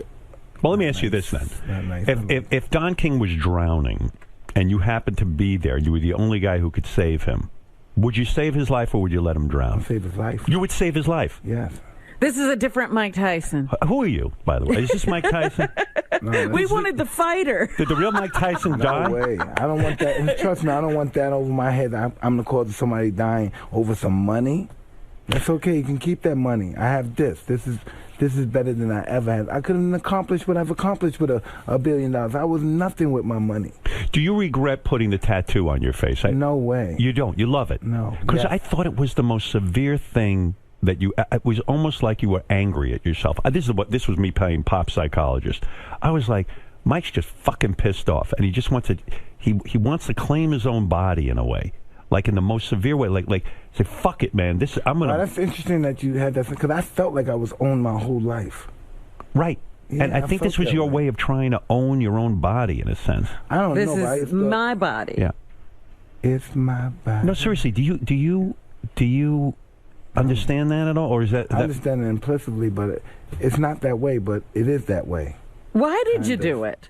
Because I thought it was an awesome tattoo, and I wanted it. Yeah. Well, yeah. And I did it because I knew people would say that. Why did you do that? Why did you do that? And it's totally abstract from the average thinking person, of course. You know, for years, most tattoo artists would never tattoo a guy's face. A lot of them will not do it. Well, my artist wouldn't tattoo my face because my first idea wasn't this Maui signature. It was a bunch of hearts and stuff, and he said, I'm not going to do that. Why? He said, I'm not going to... He said, he just don't want to have his work... He thought that wasn't fitting for me. And so he said... He said, if you do anything, you need to be a warrior. He said, you're a warrior. You need to have a warrior signature on your face. Right. And so you said, okay, put it on me. No, I said, that's fine. He said, come back in a couple of days and I'll call you and we'll look over some tribal. Are you glad he did that? Yeah, I'm so happy he did. Right. Victor Paradox. Yeah, but you know what? It's funny that you say his name is took... Victor Paradox. Okay, right. It's funny that he says that, he spent days before he got that because everybody assumed it was a spontaneous occurrence. When you have a truly professional tattoo artist, he's not going to put anything on your face with his signature on it. No way. He's not going to do it. Yeah, he's not going to do it. Because it's one of the most famous tattoos in the world, right? Yeah, he's just not going to do it. But he didn't look at it. He didn't look at it because Mike Tyson. He never looked at it. Mike Tyson's going to have my tattoo. Because I wanted hearts. He could have just put hearts on my face. He said, I'm not doing that. You have to go somewhere else. And that's why I respect that, and so we look for a good tattoo. So you're telling me you never had to fight in prison? You never had to fight another guy? No, yes, once or twice I get irritated and I hit somebody, but other than that, I didn't have no fight. And were they irritating you because they were challenging you, or were they irritating you because they were just, hey, Mike, give me something? No, I was mad because I got bad news from my lawyer. I see. Yeah. And the bad news, what? They wouldn't give you an early release or something along those lines? Yeah, so then I get angry and I start hitting people. The first guy you saw, you just smacked? Yes, well, somebody that probably angered me for something a few months ago, and this is the time to hit him for it. Now, when you hit a guy with your bare hands, it's a whole different situation. Yeah, it's not good. It's really not good. Because you can hurt your hand. I always break my hand. Never fails. That's why I don't do it anymore. Isn't that amazing about fighting? People don't understand that. Like when you see fights on TV, they go on forever. Usually, when you see a fight in real life, and they don't last long in the street. No, one shot, man. Because that's why UFC is so famous. Because as a person, me, Mike Tyson, I don't care who you are. If you're going to hit somebody and hurt a guy, the real objective, you want to get the guy on the ground. You know what I mean? You don't want to stand, you don't want to punch the guy, you want to get him on the ground so you can stomp on him. You're not going to break your foot.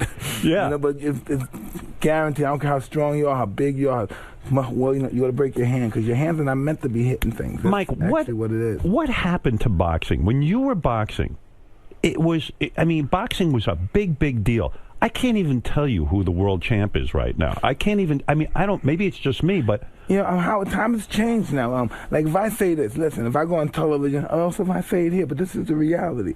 Fighting, in order for boxing to be exciting, and this is what people don't want to hear. They want boxing to be exciting without this. In order for it to be exciting, you have to want to hurt him.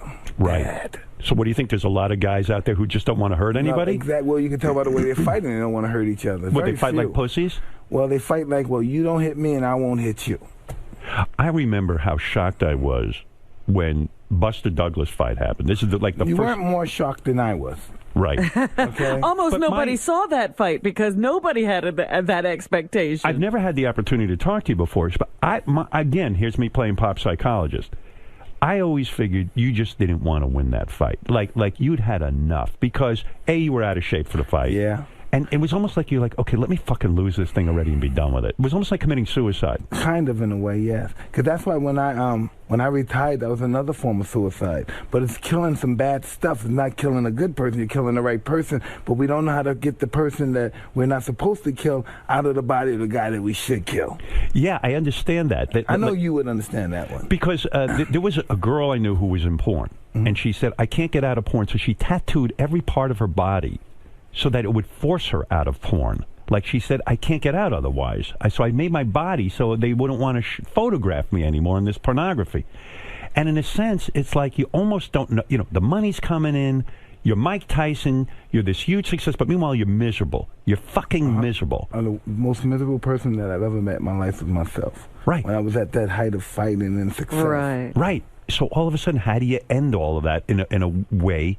But you keep the good guy alive. Right. It's all an inside job, man. It takes a long time of therapy, a long time of just challenging your decision-making qualities. You're gonna make a lot of mistakes doing this stuff, but you have to get it done or it's gonna kill you. Is that the point of your one-man show? Are you trying, is the message, hey man, if you manage to live long enough, that even the angriest guy in the world, the guy with the worst upbringing, the mother who was a prostitute, the one who was uncared for, unloved, and custom the model. guy who grew up in the system. Is the point, hey man, if you can hang in there, maybe there's something beautiful at the end of the tunnel? I don't know. It's all about waiting for the transition and not getting old too soon and smart too late. Hopefully I got this grasp now. No one knows what's coming around the corner, 10 minutes from now, 20 minutes from now. I'm just enjoying what's going on now. And if it's making, listen, because what I'm doing on Broadway and doing these shows, I'm not going to get wealthy doing this. Right. I love doing this. Right. And that's why I do it. But as far as doing this for money, I need a second job. There's no doubt about that. But this is what I love doing. I love entertaining people. Do you when you first got on stage and you had to do a one-man show, it had to be intimidating as hell because that's not your background. I mean, you're not a guy who when goes I got on that stage, I felt that I was, I thought, man, I don't know. I thought it was Sammy Davis Jr. or Julie Garland, somebody. I just felt that this is where I belong. I belong. Really? Instant gratification as soon as I went on the stage. Instant. It wasn't like a movie. And Spike Lee helped you format the thing? In other words, Spike Lee had his format for, the Broadway version. Right. Because we had the show before Spike got involved for 2 weeks, and we had a rock band, we had a vocalist, we had a piano player, and it was like big time Vegas, lights, cameras, action, and it made me feel so not me. I felt glamorous, I felt beautiful, and then Spike took all that away and put me up there by myself. Yep, but he was right, wasn't he? Yes. People don't want to see you doing that. That would have been a joke. I like that because that buffers me from really being honest. Right, it was like a facade. It's a facade, but now I'm on there, and if you're not emotionally composed, you're gonna cry. You're gonna, you have to. It's just wild doing that stuff. And I say to myself, why do you do this to yourself, Mike? Why do you just do this to yourself? And it's because I want people to look at me and see me. I want them to applaud. So you don't get nervous when you go up on stage? No, I'm nervous when I'm not on stage. Really? I'm nervous when I'm home and I'm not doing anything. I think, how am I going to feed these kids? How am I going to pay these bills? That's nerve-wracking. What is the game plan? All right, you got the one-man show. I know you got a book coming out you've been working on and that kind of stuff. So what is the game plan to get the money and get I'm not looking for the money no more. That's but you need it. That's gone, Howard. That's never going to happen. I work from check to check. Really? There's nothing in savings? No, very small for kids and all that stuff. But as far as me, I'm going to die, and hopefully I have life insurance where I have a headstone. But this is good stuff, Howard. Does Evander Holyfield, is he a wealthy guy? Did he hold on to his money? No, he was getting foreclosure statements. I don't know anything about his finances. Are you friendly with him at all now? Very friendly, yeah. You are? Yeah. Does he look at you every time and say, why the fuck did you bite my ear off? No, he never does. Do you have an answer for him? What is the answer? I'm sorry. I'm sorry. But that's so not you. You are a fan of boxing, and you are an aficionado of boxing. But I wasn't a boxer back then. I was just a guy living my life. Were you scared that night? High. No, I'm never. Well, I'm scared every night, but never scared that he's going to beat me up. Kind of scared. Right. That must be a wonderful feeling, never to be scared of a man's physical prowess, that you can take down any guy. No. I don't know that I could take down any guy. Never about his physical powers. I don't look at life like that. I look at life that God made man big and small. Yeah, but I and Smith and fantasize. Wesson made men equal. But I fantasize about being a great gladiator, a great warrior. In other words, I've been in a ton of fights. Warrior, a physical warrior. A physical warrior. I don't have that ability. I've been in a million fights and I've lost almost all of them. And I know when you were young, you lost a lot of fights. You were heavy set and stuff, and then you learned how to box. But I mean, what is that feeling like when you fucking take your fist and you fucking pound someone till the point that they pass out? There's got to be no better feeling. It's like drugs. Right. It's like drugs. It gives you everything you want. Yes. But it takes back so much more in return. What does it take back? Everything. Your soul. Yeah, your spirit, your soul. How do you think about it? How do you... I wanted to take people's nose and stick it in their brain. How do you want to do that if you're a humanitarian? How do you want to do that to another human being? Because you want to kill them, right? Well, that's back then, yeah. Right. Yeah, that's back then. And so the point is that you really are a sensitive guy inside, and that sensitive guy, it was almost like you couldn't let him out, or else you wouldn't want to put somebody's nose into their brain. Or maybe that's what you're protecting. But I guess no, I don't want to hurt anybody no more like that. Do you feel bad But about, Howard, do you feel bad about people that you hurt? Yeah. You do? Yeah. That's what I wanted to ask. You ended people's careers. Yeah. So many people stopped boxing after you hit them. Yeah. You know, that was what a Mike Tyson punch was like. Yeah. They stopped boxing. Yeah. And so, listen, that's the game. Yeah, I wanted to be somebody. Yeah. You were. You definitely are. You definitely are someone. Well, back then again, at least. Yeah. So, did you ever give anal sex to anybody? Huh? I told you, but I don't do that anymore. But you've done it. You've done it to people. I don't do that. I don't do that. I'm halal. You can't do that stuff. That's considered dirty. Yes, because people, you got to be, if I did do it, I have to be around the person every day, walking around, finding out what to eat. They got seeds. Because when you're having anal sex, you're rupturing that. Yeah, you're rupturing in that toxic bag. And the toxic bag busts the stool. The stool it busts, The Quran does not allow anal. Let's be honest. Anal is bad. It is. Anal is bad. How religious are you? Do you actually pray every day? Man, God, I pray every day. I miss prayers. I try my best. Where do you stand on gay marriage? Gay marriage, I think if you're happy, you should just be with who you're happy with. Right. Doesn't religion interfere with sensible thinking sometimes? No, but listen, I don't know. I never heard. It's not much sensible thinking when you think about you can stop somebody from living their life. So what do we want to do? You think God would want to kill all these people? Of course. Because they have a different... No, I don't believe it. I just don't believe that. You have to have some kind of rationality. Right. So you can't follow everything in the Bible. Why is it always about hurting and killing somebody? It's crazy. Why is it got to be about hurting and punishing somebody? Why can't it be about just getting along with people? Most religions, though, seem to want to hurt and punish people. That's where I have a problem with religion. Well, the people who practice them, yeah. I don't want to. I don't know if the religion is doing it. I'm not God. I can't even represent Islam. How could I represent 900 million people? Right. You know what I mean? I wasn't a good Christian. How am I be a good Muslim? Hey, did you ever meet Muhammad Ali? Yeah. Of course he has. Is that mind-blowing to you? Like to meet him? Was he the greatest of all time? There's no doubt. But not only this, I've met Muhammad Ali probably 100 times. But every time you meet him, it's like the first time. There's something special about this gentleman right here. Now he's unable to talk, right? So have you ever been able to have a conversation with him? Well, when I'm around him, he doesn't talk much, and I don't say much to him. I just watch him. Where do you see him? Where do you meet with him? If he's at his home, I met him at his home on a couple of occasions, and he came to my house on a couple of occasions. No kidding. Yeah. What? When was the first time you met him, Mike? First time I met him, I was in Spofford Juvenile Detention Center. I was and he came to visit the kids, like I do. I come and visit kids at hospitals. That's crazy. Yeah. Was that like a defining moment in your life? Yeah, I knew that's what I wanted to do. I wanted to be. I didn't know if I wanted to be a boxer, but I knew I wanted to be famous. Right. And you were what, about 13 years old? Probably 11. And you're in the center, and look who shows up. It had to be a great day. I mean, you probably didn't have many great days there. No, I had great days there every day. There was a bunch of kids there. A bunch of kids. We were fighting every day. We were stabbing each other. We were playing basketball. That's great. Fun. Yeah. It sounds like hell to me. I think you're kidding yourself that was great. Not to have a family, not to have... listen, if you never had it, how would you know if it was great or bad? Everybody's mother and father was my mother and father. But I grew up feeling very unsafe in my community. I grew up in a hellhole. I was unsafe too, but you had to fight to become safe. I did. I fought, and I didn't win, so I wasn't safe. I fought. Listen, I always fought. Listen, Howard, this is what I found out about fighting, which is very interesting about fighting. You always have to fight. Right. Even if you know you're going to lose, yes, you still have to fight. Yeah. I never knew how that made any sense, but it got me a long way. I didn't win all the fights, but I got a lot of friends just because I fought. Yeah, and they'll fight for you if they know you fight. As a man, even as a young boy, I would feel ashamed if I didn't fight back.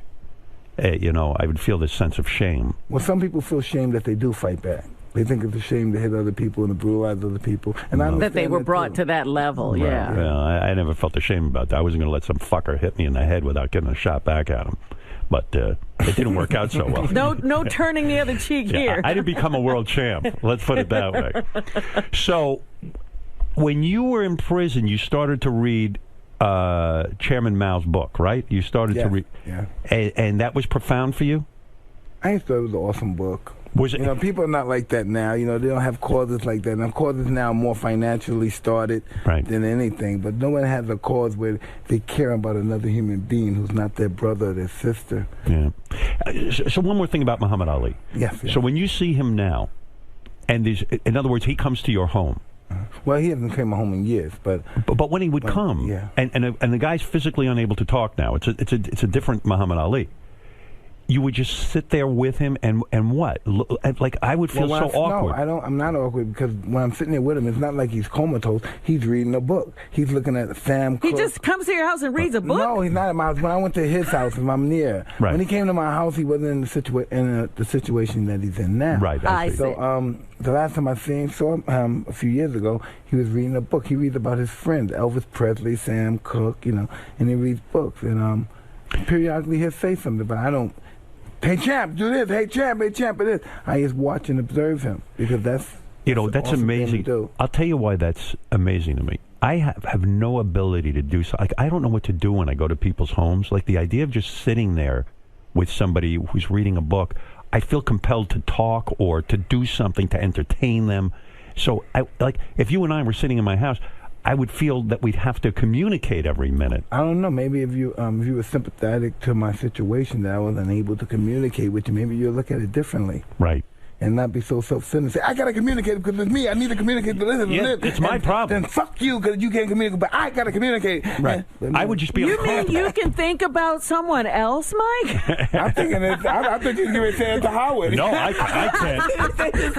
Me? I said it to you. Do you watch this style of fighting now? This, UFC? Yeah, UFC. Yeah, Do you watch it? Yeah, hell yeah, yeah. Everybody watches that. Do you like it better than? Do you think you might have become a UFC champion? Well, if they were paying big paydays like they were in boxing, absolutely. Those guys still don't get a lot of money. Well, they get more money than most people. Yeah, they sure do. Listen, don't make it like they're not getting big money. These guys are getting money. Right. Trust me. Yeah. Because they're not getting $50 million, $60 million. That's not the norm. These guys are getting money that's going to last them for the rest of their life. What they do with it is up to them. So you enjoy watching that kind of violence, or are you kind of like, I don't look at it as a violence. I look at it as 2 men have trained for years to reach the pinnacle of their success, and the best man will win. And it's a competition. And so it appeals to you, I bet, because it's not only boxing, it's martial arts. Yeah, if you can kick a guy. The part I really enjoy is the part that the most people don't. I've been watching punches all my life. Right. I enjoy the grappling, the wrestling. You see two guys that, nothing's going on. What's happening? And all of a sudden the guy goes like this. But why did he tap out? What? That's the magnificent part about UFC. As a great athlete, did you ever play any other sports? Never in my life. Did you sometimes wonder what it might have been like if you had gotten into organized sports, like maybe baseball or football? Most of those guys get too hurt. The UFC and boxing, they don't get as brutalized. You've been believed as the football players and some of these. Yeah. You're right. Wow. That football players. I mean, now. Oh, you got to be more than tough to be a football player because you're going to get hurt. I don't care who you are, how great you are, you're going to get hurt.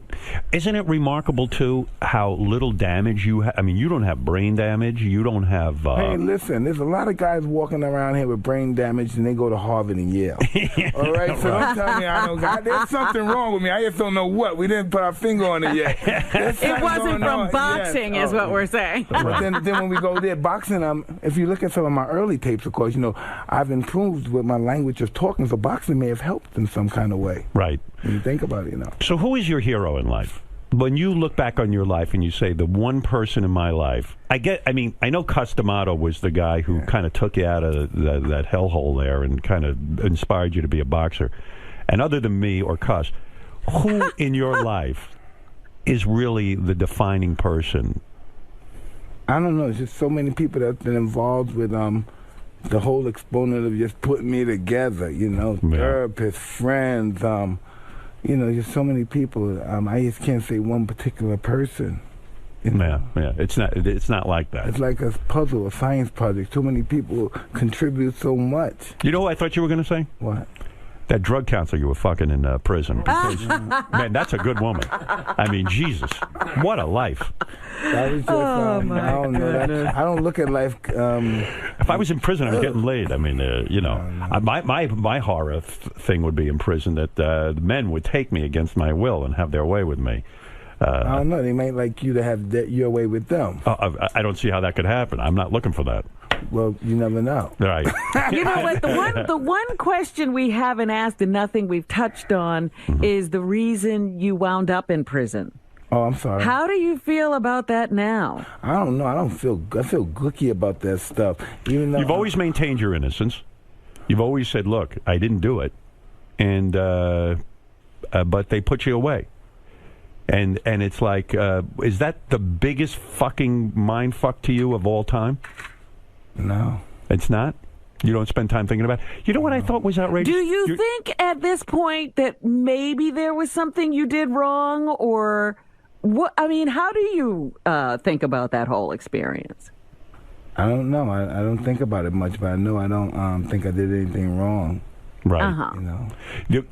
One of the biggest problems being a celebrity is, too, and I was thinking about you when you got out of prison. I was like, if he goes to bed with a woman, he's got to have like a fucking, like, you got to have a bodyguard in there or a witness or a fucking camera or something. Well, I'm glad I don't have to do that no more. No. It seems like your life. I could never believe that I could be that person without.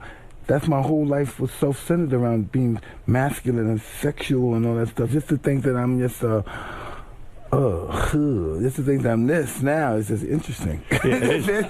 Mike, I thought with your new show, I heard that the prosecutor, yes, he came San Francisco. He came to the show and said, "Gee, I really liked it." Why did he? Don't you think that was sort of nervy of him to show up at your one-man show? The guy who prosecuted you and put you in prison.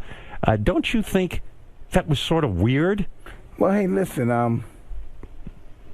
This is what I found out about life, and I don't. And when I say this, I don't say it in the aspect as if I'm somebody. Right. All right. But as it is, I'm doing a show. I used to be former champ. I've done a lot of crazy things. I was charismatic. So press is there. Right. And everybody wants to be seen, and everybody's there. And he had a bunch of 30 friends and showed his friends, this is the gentleman that I had to incarcerate because he wasn't, at that time, he wasn't acting correctly. Right. But the fact that he came and brought his friends was vindication to me. Yeah, if I had somebody and he was a nasty, disgusting rapist and whatever I did back then, they said, I wouldn't bring my friend to see him. He's disgusting. He's fooling the public. I'm not going to go for that scoundrel. But he didn't. He brought his friends. It's interesting. The fact that he showed up with his friends is almost saying, like, hey, if I think I didn't think you were that kind of a bad guy either. But listen, can I tell you something? I understand everyone has to do their job, and I don't have no animosity towards anyone. That's amazing. That's amazing that you don't have animosity. In order for me to survive and have this life, in order for me to do this interview with you, I can't be that person. That guy has to die, and I have to look at life like, hey, I'm being of service, and I'm here at world to make it a better place. Wow. And it's hard, but I got to do it in order to survive. The show is Mike Tyson. It's Undisputed Truth. Undisputed Truth. It's he's on tour now for this one-man show, which is incredible. For tour dates and tickets, go to Tyson. And I got a foundation, Mike Tyson Care Foundation, giving kids a fighting chance at a better life. Because that's why kids are really...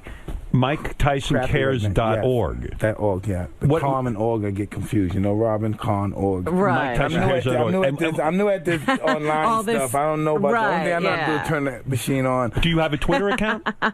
Yeah, I believe so. But you're not tweeting. You're not Listen, tweeting. Well, periodically somebody would tell me, Mike, such body tweeted you, and I say, well, tell him what's up, and when's the next time I'm going to see him, and to bring these birds, to send me these birds. Who are your good friends now? I mean, famous friends that we know.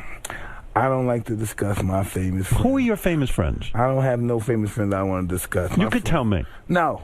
You know why you can tell me? Why? Because it's the right thing to do.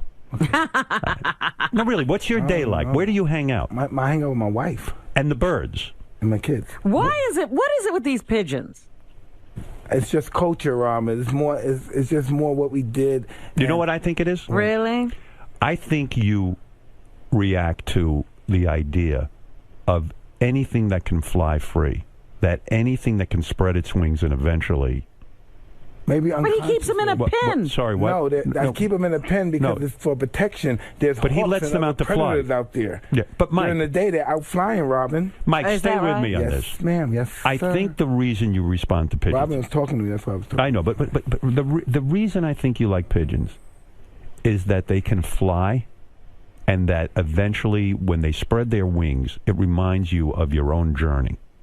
That one day when you were a kid, when you got into these pigeons, you said, maybe one day I'll be able to fly above all this shit and get out from where I am.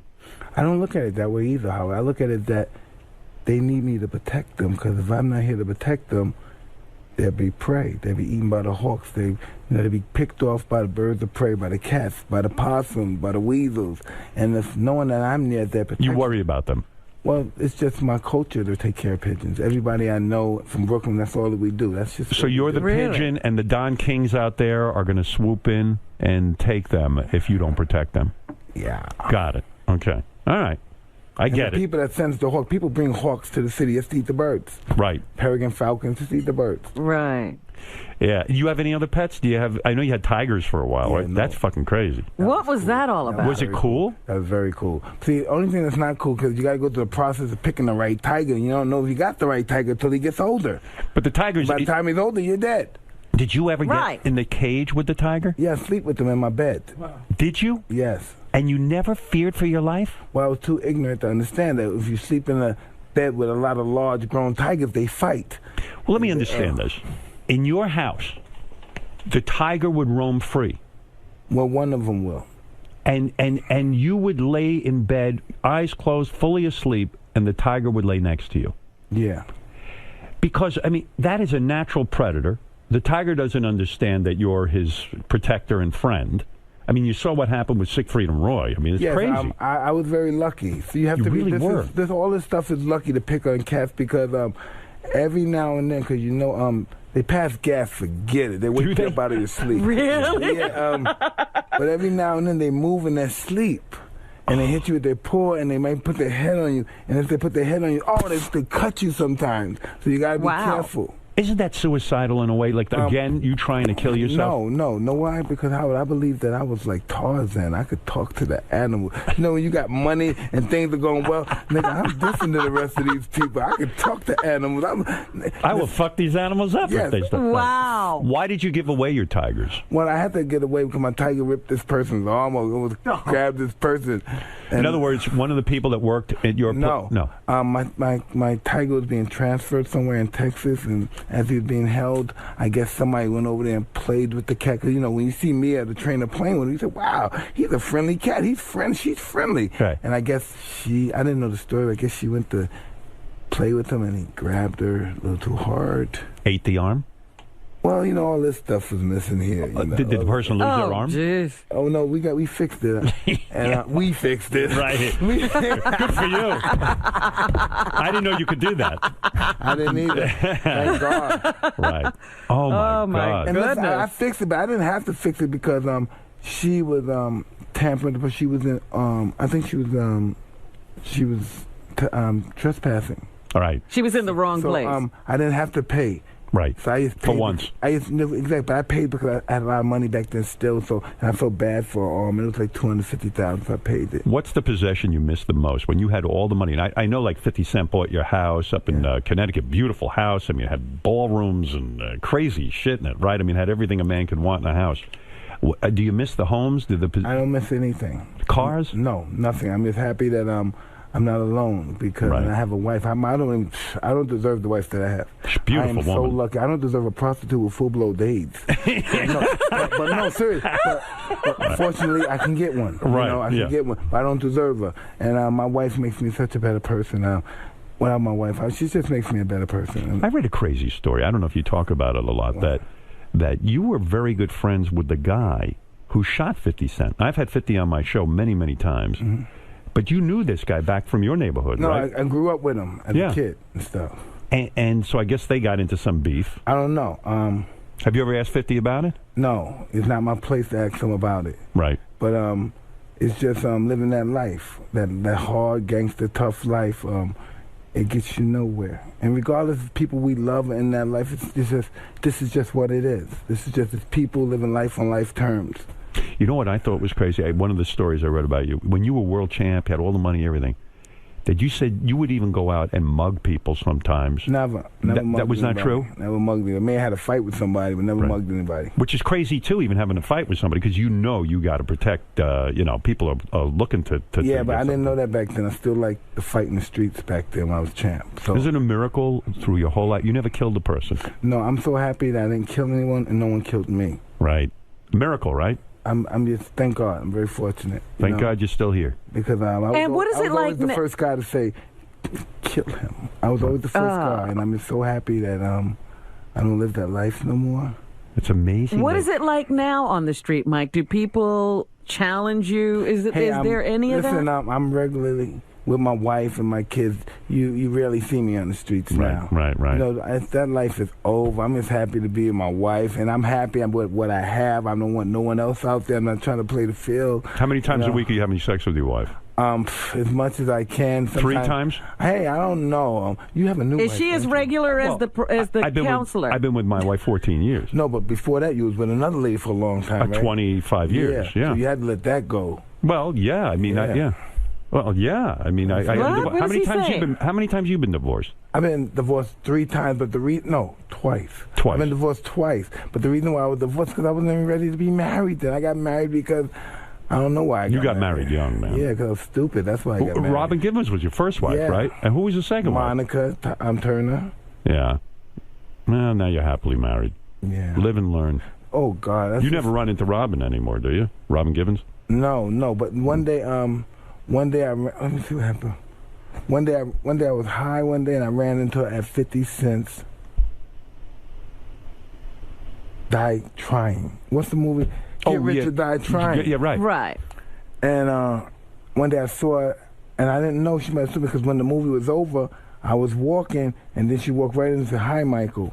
And she gave me a hug. And she gave me a hug, and I was high, and I wanted to fuck her. Then I was telling her, she was like, "Fuck." I got aggressive. She said, "Whoa, fuck away. What the fuck you doing?" I guess I don't know what the fuck. I thought I was married to you. You forgot you weren't married anymore? So high, I forgot. Yeah, you forgot. Well, she looked good still.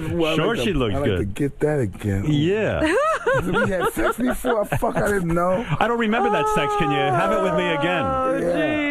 Let's try anal do you now. ever? Let's try. You never got anal, huh? Let's with try her. anal. Is there a part of the show where you talk about trying to see her and Brad Pitt? Yes. That's such a crazy story. Room? Yes. You were still married, but I guess you were kind of on the outs. No, we weren't married. We were separated. I guess we were divorced, separated. Imagine that story from Brad Pitt's angle. So Brad Pitt's banging her, and you walk in the room. Well, I didn't walk in the room when he was banging. If he walked in the room, if that happened, Brad be pregnant and have a 20-year-old. That didn't happen. Shit. You just saw him leaving. No, they came and I was at the door. Ding dong. Come to the show and see the show, man. This is the big story in the show. Come to the show. All right. Leave it at that. Right, but that is really true. Are you one of those guys scared to be in public now? You got a lot of money and stuff. No. I'm in public all the time. Goddamn suicide guys might get your ass. You should always be careful. Well, I'm always careful. Yeah. Why should he be careful? What is he careful about? People like me. About? No, but they still the ones that's the thing about so many people liking you. People love me. You don't know who don't like you because everybody like you. Listen, you're in the same boat, I'm sure. I know. You know. And there's one other thing we haven't discussed. I'll tell you, Mike, I was scared to be in public when I was 6. So, it doesn't make a difference. He's always been afraid of the public. I don't like going out in public, period, ever. Nothing out there but trouble. Is that Nothing what you trouble. meant, Mike, when you came in and you said you wanted to beat up Howard because I guess he did date your ex-wife. You date my ex? I wasn't going to bring that up. Why did you bring that up? How was that? How you dated with my ex? I think Robin is a lovely woman. I do too. And she was always very nice to me. And we went out a couple of times, yeah. What's that like, bro? We had a great time together. I mean, we really did. We had a nice time together. Not when you were married. This was way after. I think you were doing that stuff when... When you were married? Yeah, sure. Yeah, I'm crazy. When you were married to Robin Givens, I was married with my first wife and faithful. I've always been faithful. See, I've never been faithful before because this is the first time I've ever been faithful. Do you get tempted at all? No, I look at people and say, "Oh, if I wasn't married, no, I would do that." Right, like that. But you're married. I do not want to do that stuff because I know what's going to happen. I know I'm suck at cheating. That's why I had 2 other divorces because I couldn't cheat well. Yeah. I could still be married, but I just didn't know how to cheat. Are you a bad liar? I'm bad at everything bad. Right. I'm bad at everything bad. The life of a bad guy is not for you anymore. No, I'm so stupid. Mike Tyson is... You're hardly stupid. In fact, Alex Walu told me you're one of the smartest guys he ever met. He hasn't met many smart people. If I'm the smartest guy he met, he must be... God. He claims that you are one of the smartest... You ever think about that? Like, you didn't have any advantages like your kids do. You didn't get to go to a good school. Do you ever think if you had gotten to go to a good school and had a good upbringing and stuff that you could have just been something other than a boxer? Do you ever imagine what that life might have been? No, Howard, because once I got involved with these boxers and I found out the history of boxing and saw all these interesting characters from the beginning of this sport, I realized that it wouldn't take all the money in the world couldn't stop me. Oh, I want to be in that fraternity. I want to be the tough guy fraternity. Yeah, but do you ever fantasize if you'd had a father who cared about you, put his arm around you and said, "I love you, son"? No. You don't? No. You don't allow that to creep in? No. If you did, do you think it would kill you? No way. And probably make me a wimp. But you don't think you have father hunger? I like what happened to me. The best thing that happened, I met Cuss. Cuss D'Amato. He was your father figure. Yeah, no, fuck, yeah. Yeah. I wonder what would have happened if he hadn't died at that point in your life either. You know? We would have been monsters out here. People would have definitely not liked us because Cuss is a bragger. He's a mean, tough, Italian bragger. Yeah. And don't ever think that you think your fighter could be...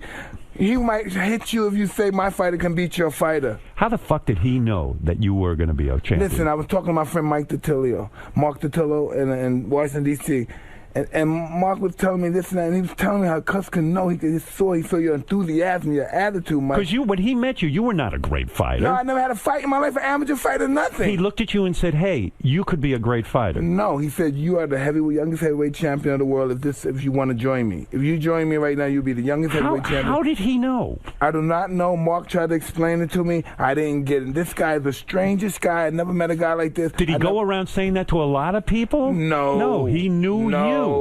What did you ever say to him, Cuss, before he died? Did you ever say, "Cuss, how did you know that I was special"?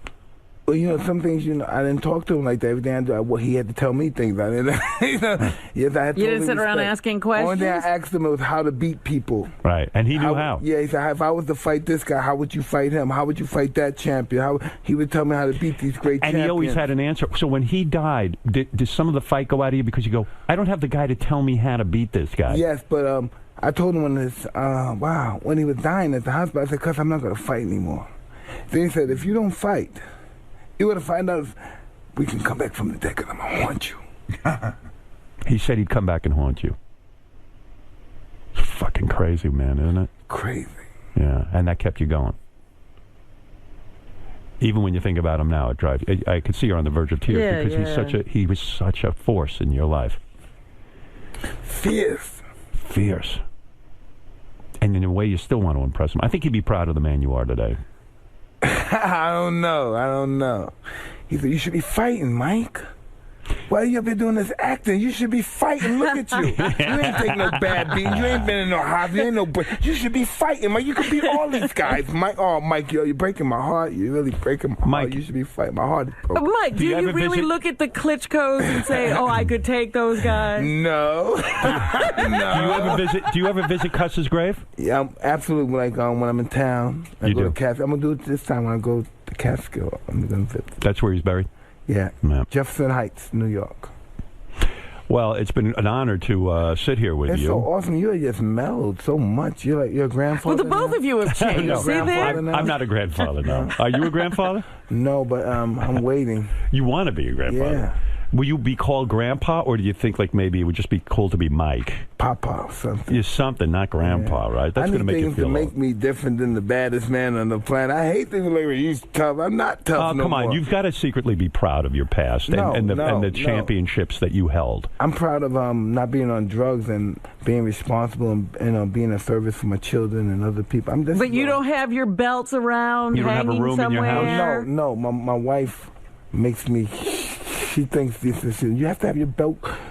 My belt cabinet, the glass. Is that in your office? Stuff. No, as soon as you come in the house, it's right there. So when I come over for dinner, I would see the belt right away. Right there. Are you kosher? Or do I cook you? Oh, stop it! No, I'm fine. I can eat whatever you serve pork me. and all that stuff. I don't eat pork. Well, he doesn't. No, but listen, I know. But if you're in Russia or the Ukraine, you run into Jewish people who are not kosher. That's well, I'm not kosher. I didn't grow up a devout But they Jew. eat pork though. Yeah, well, I used to eat pork. Why don't you eat it now? Because I don't eat meat or. You changed the whole. I don't. I still eat fish, but I don't eat meat or birds or any of that. That's good for you. Yeah, it feels good. Eat All a right, cow, listen. though. You eat a cow or something though, right? You got to come back again. No, I won't eat a cow. What would you eat? What kind of meat would you eat? Chicken? Fish? No, I would eat chicken and fish, but I don't. I eat fish now. That's it. I want to give that up, but I can't. I'm too into it. Don't do it. I don't eat dolphin or lobster. Don't do it. Don't do it.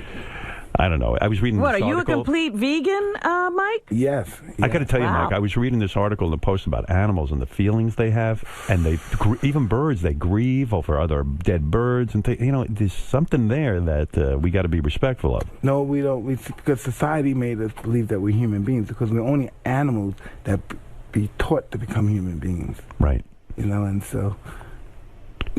Next time you come back, dude. Next time you come back, you got to talk about the time you beat up Wesley Snipes.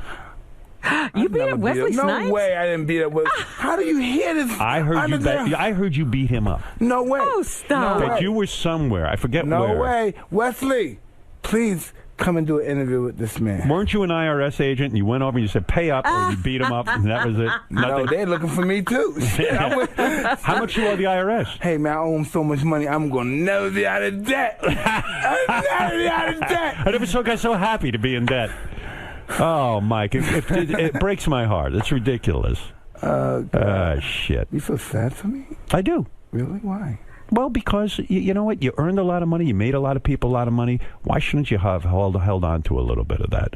But maybe he would never be this happy. He seems very happy. Because, he'd be happy. You know what? Because this is you, Howard, without even knowing it, because you're a great guy, but that's like God syndrome. You should have this.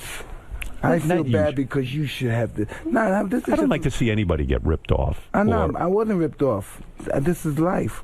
I got it free, and look how much I got in return. Don't you think if you had some guidance in your life from a parent or somebody that you might have been able to hold on to some of that money? Like you said, you got to be taught that, Yeah, but if I did, you probably wouldn't like me because I would hold on to that money so tight. I think you'll try to steal it. Right. Stay away. Hey, I won't fuck with you. I'll tell you that. Anyway, Mike Tyson, your show is called... You look good, man. How you feel about the fro? You changed the fro a little bit. Yeah, I shortened it up. I dropped it a little. Yeah. Right? Maybe I should shave my head like you. Don't do it. Do you have hair, or did you shave your head because you just like the look? No, got the bald spots, the patches, everything that's going on. How old are you now? I'm 46. But you look fucking good, man. Man, you know how hard it is to try to look good? No, you look good. But I don't know if I look good, but I'm trying to look good, and it's hard. Do you think you're a good-looking man? Well, I'm never gonna get a girl for my looks. No, I know that's. See, I think you're a good-looking guy. I don't know. Are you interested in Are that? you coming on to him? Come on, man. I can say you're physically a good-looking man. You're in good shape. You got a nice face. But I feel like you're just ugly inside. I don't think I'm ugly inside. I just know I'm not. I've never received any rewards for my appearances. What is your best feature? Excuse me? What is your best feature? Of me as a person? Yes. I'm talking about physically. Physically, he's saying. Eyes? I have no idea. I never looked to think. Beautiful eyes. What do you think? Do you have a big penis? I don't think it's big, but everybody else tells me it's. Has anybody ever photographed your penis? I'm sure it is. I don't know. Sometimes it's big, sometimes it's not. Depends on the weather. You know how that Are you stuff over goes. 6 inches? Yeah, kind of. When you make love to a woman, because you're Mike Tyson, forget about your wife, I'm talking back in the day. When you would make love to, when you'd walk in the room, I bet you they'd be coming already because you're a physical specimen. No, I'm being serious. Like, part of it is you're Mike Tyson, this man who could beat up all others. Would the women, in a way, already be excited sexually just by being in the room with you? By being wet and moist? Yeah. Wow, I didn't know. I thought that was them being nervous. But when I came in, they were sweating like a mother. I didn't think they liked it then. I don't know. I imagine women would be nervous around you because you are a physical specimen. I don't know, Howard. I don't want to say anything that my wife's going to be mad. Were you ever worried that you couldn't satisfy a woman because they're like, oh, man, I'm going to be with Mike Tyson, and they go out and say, he wasn't that good. Like, he didn't make me come and that shit.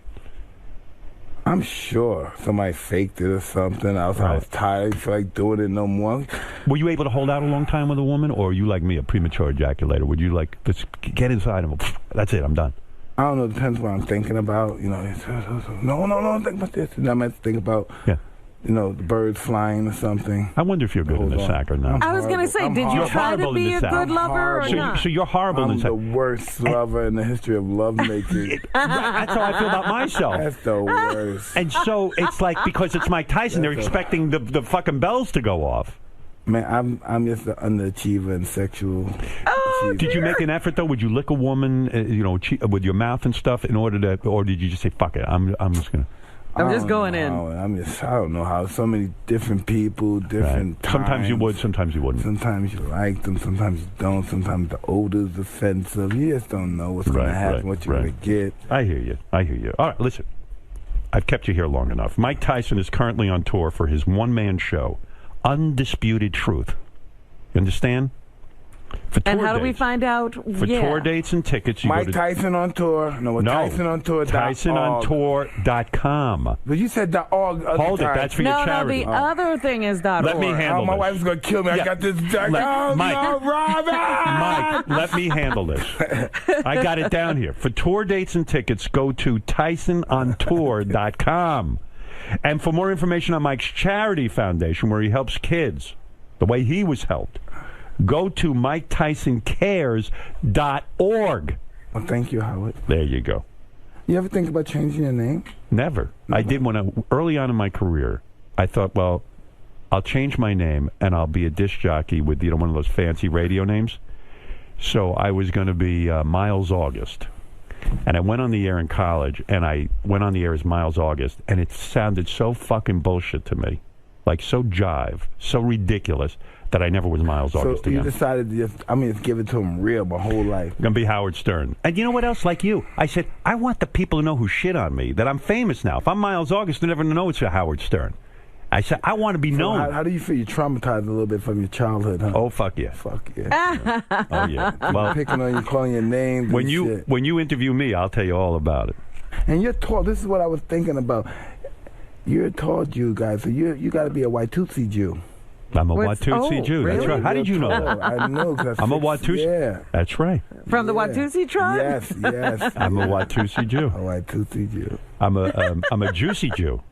That's right. I like that. My father is Watusi. Really? Oh, yes. 7'9". 7'9". You should see him. It's like Kareem Abdul-Jabbar. All right, listen. This is beautiful stuff. Beautiful stuff, man. This is beautiful stuff, Howard. This is beautiful. It's certainly nice to have you here, Mike. I'm so glad you finally came in. Tell me about Beetlejuice. I see his little death mask there. Beetlejuice is the man. Beetlejuice is the greatest. He really is. He's a guy who I love. Because no matter what, like he came in this room, he'd kick your fucking ass right now. And tell you he could kick your ass. And he would tell you. But Mike Tyson, he's already told me he's kicked your ass 20 times. When you were champ, he kicked your ass. Have I met Beetlejuice before? I don't think you have you? I don't remember. Next time you come in, I'm gonna have Beetle. We'll have Beetle here. I noticed though, in all jokes aside, I noticed I saw you producing everybody over the years how we've all changed. You were skinny with the fro too, right? Yeah, everybody changes, man. Yeah, he used to look like the guy in Hall & Oates, Gary. Yes. Now he looks like he ate oats. That's what happens when you get money, you get relaxed, you stop going to the gym. Right. You know, it's funny. You ask about Beetlejuice. When I met Beetle, I was like his customato. I looked in his eyes and I said, "You're going to be a star one day." I knew it. Remember you got him laid with the porn chick? Oh, yeah. What was that? That was fucking awesome. Crazy. He gets laid so much. Like, chicks will come and bang him. He's got a thing going. It's crazy. Isn't that wild? You know, you go to the stage, now you're married, you never think about getting girls again. No, I'm over it. I'm really in a good place. I'm at that stage now where I'm over it, too. I'm in a good place. I never thought I would be that way. Somebody, if you would have told me 20 years ago, Mike, it's going to be a time when you're not even going to look at girls, you have one girl, you'll be focused on cultivating your family, I said, man, this is the wrong guy you're talking about. But don't you love that? I love this now. Nothing like this in my life. It's I so never weird. felt this. Listen, but I always laughed at my friends when they say this is what it's about because it looks so stupid. This woman, these kids, and what are you doing? Where are you going? Where are you waiting on the bus stop? But he's happy. And you know, in my marriage, it's like I can't believe how satisfied I am. Like it feels like I'm protected and I have a good thing and I don't want to fuck you it feel up. That way because the financials. No, this is just your spiritual. I just spiritually, I'm just going for it. I feel like what am I going to do? Go out and get laid and fuck this great thing up I have? It's, you know what? If I have that feeling, let me just jerk off and get rid of that feeling, and then I'm done. But do you jerk off, Mike? Me, I'm a serial jerk off artist. Yes. Is that right? Jerk off to porn? Not the porn. You got to get into doctor-patient porn. Tell me about that. I jerk off to it. I stay away from porn because once I'm into the porn, I know. then I'm gone That's somewhere. it. That's it. I'm one of those guys. Don't get anything in my mind. I play pictures in my mind. I get caught up with my fans. I got caught up with I'm this great super god of war, and I got in trouble. Yeah. See, I get caught. My mind goes places that I don't want to go. Porn will fuck you up. Oh, no doubt. Yeah, it will because it gets you thinking. But you know what? I'm okay with it. I can watch porn and still be with my wife. You can handle it. And I'm not. And I'm telling you, it's very watching genuine. porn with your wife is cool, but by yourself, then isolation porn is bad. Yeah, you're right. Isolation porn is not good. You don't watch it with your wife, Howard. No, I don't. But Yes, I'm able to control. No, I don't. She gets on into it. But that's okay. Then you can do it by yourself or with her. So what do? You just think about stuff from your past when you jerk off? No, I think about stuff my wife won't let me do to her and stuff. Really? That's perfect. All right, that's healthy. What are you doing? Wonderful things. He's jerking off to his wife. You're really in love. That's fucked up if you're jerking off to your wife. That's crazy. Stop it. No, because I have an awesome wife to jerk off to. Yeah. That's a beautiful thing. Yeah. That's a beautiful thing. That's romantic and fucked up. All right. Anyway, Mike. All at the same time. Mike. Watch this one. It's going to hit the ceiling, babe. Oh, I'm in a lot of trouble. I know I'm in a lot of trouble. You are in trouble, man. Why? Your wife's going to be so honored that you jerk off thinking about what you want to do to her. That's a beautiful thing. She here with you? She's going to be asking you questions. Yeah, but she's here in New York with you. And God forbid if I ever did ask for anal sex. She said, oh, no, Mike, not with the kid. I got to watch the kid. I got to watch the kid with a hurt butt. You really want that anyway? Nah, I tell you, man, that always works out bad. Because you feel duty in there, man. That's not cool. There's always something poking back at you, right? Poke me and I'll poke you back. Right. You can't always have it one way, Howard. Yeah, but I don't want to be poked back. I just want. I don't know, man. Well, You're the poker, not the pokey. I'm not hitting feces. I'm hitting bones. Have you ever been with Have you ever been with a woman and she tries to put a finger up your ass? Excuse me? Have you Yes! And what do you think of that? I shit on a finger. Stop it. Shit on a hand. It's Are not you cool, serious? Right? No, I dumped right on. I wish I took a real dump on. So your wife knows not to play with you back there. I would go, listen, Howard, I'm just a disgusting pig. If you want to be funny, I would go dirty with you. You want to do that? Take what comes with it. The final flush, Howard, is the final flush. I don't know, Mike. Yes, I do know. Yeah. I do know. Well, Mike, are you doing another Hangover movie? Hey, I don't know what I'm doing, Howard. I'm just happy to be alive. Oh, they haven't talked to you about it? They just did. The third one's coming out. Are you in it? Hey, I'm not saying nothing. They told me not to talk about the all right. So you're in it. nothing. You're in it. I don't say anything. You are in it. Nobody. I'll take that as a yes. All right, listen, Mike. You've entered it up long enough. You've been here an hour and a half. I saw you at Fart Man. Oh, man. Did you see the cellulite on my ass? No, cellulite. You had those nasty ass West Vile Nile zits on your ass. I did. Yeah. Can I tell you about that? That was the stupidest fucking thing I ever did. Funny, but it was cool, though. Yeah, but cool. My ass, I never was an athlete. Most of my time, I sit on my ass. And my ass is a mess from it. And it's real white, too. Yeah. You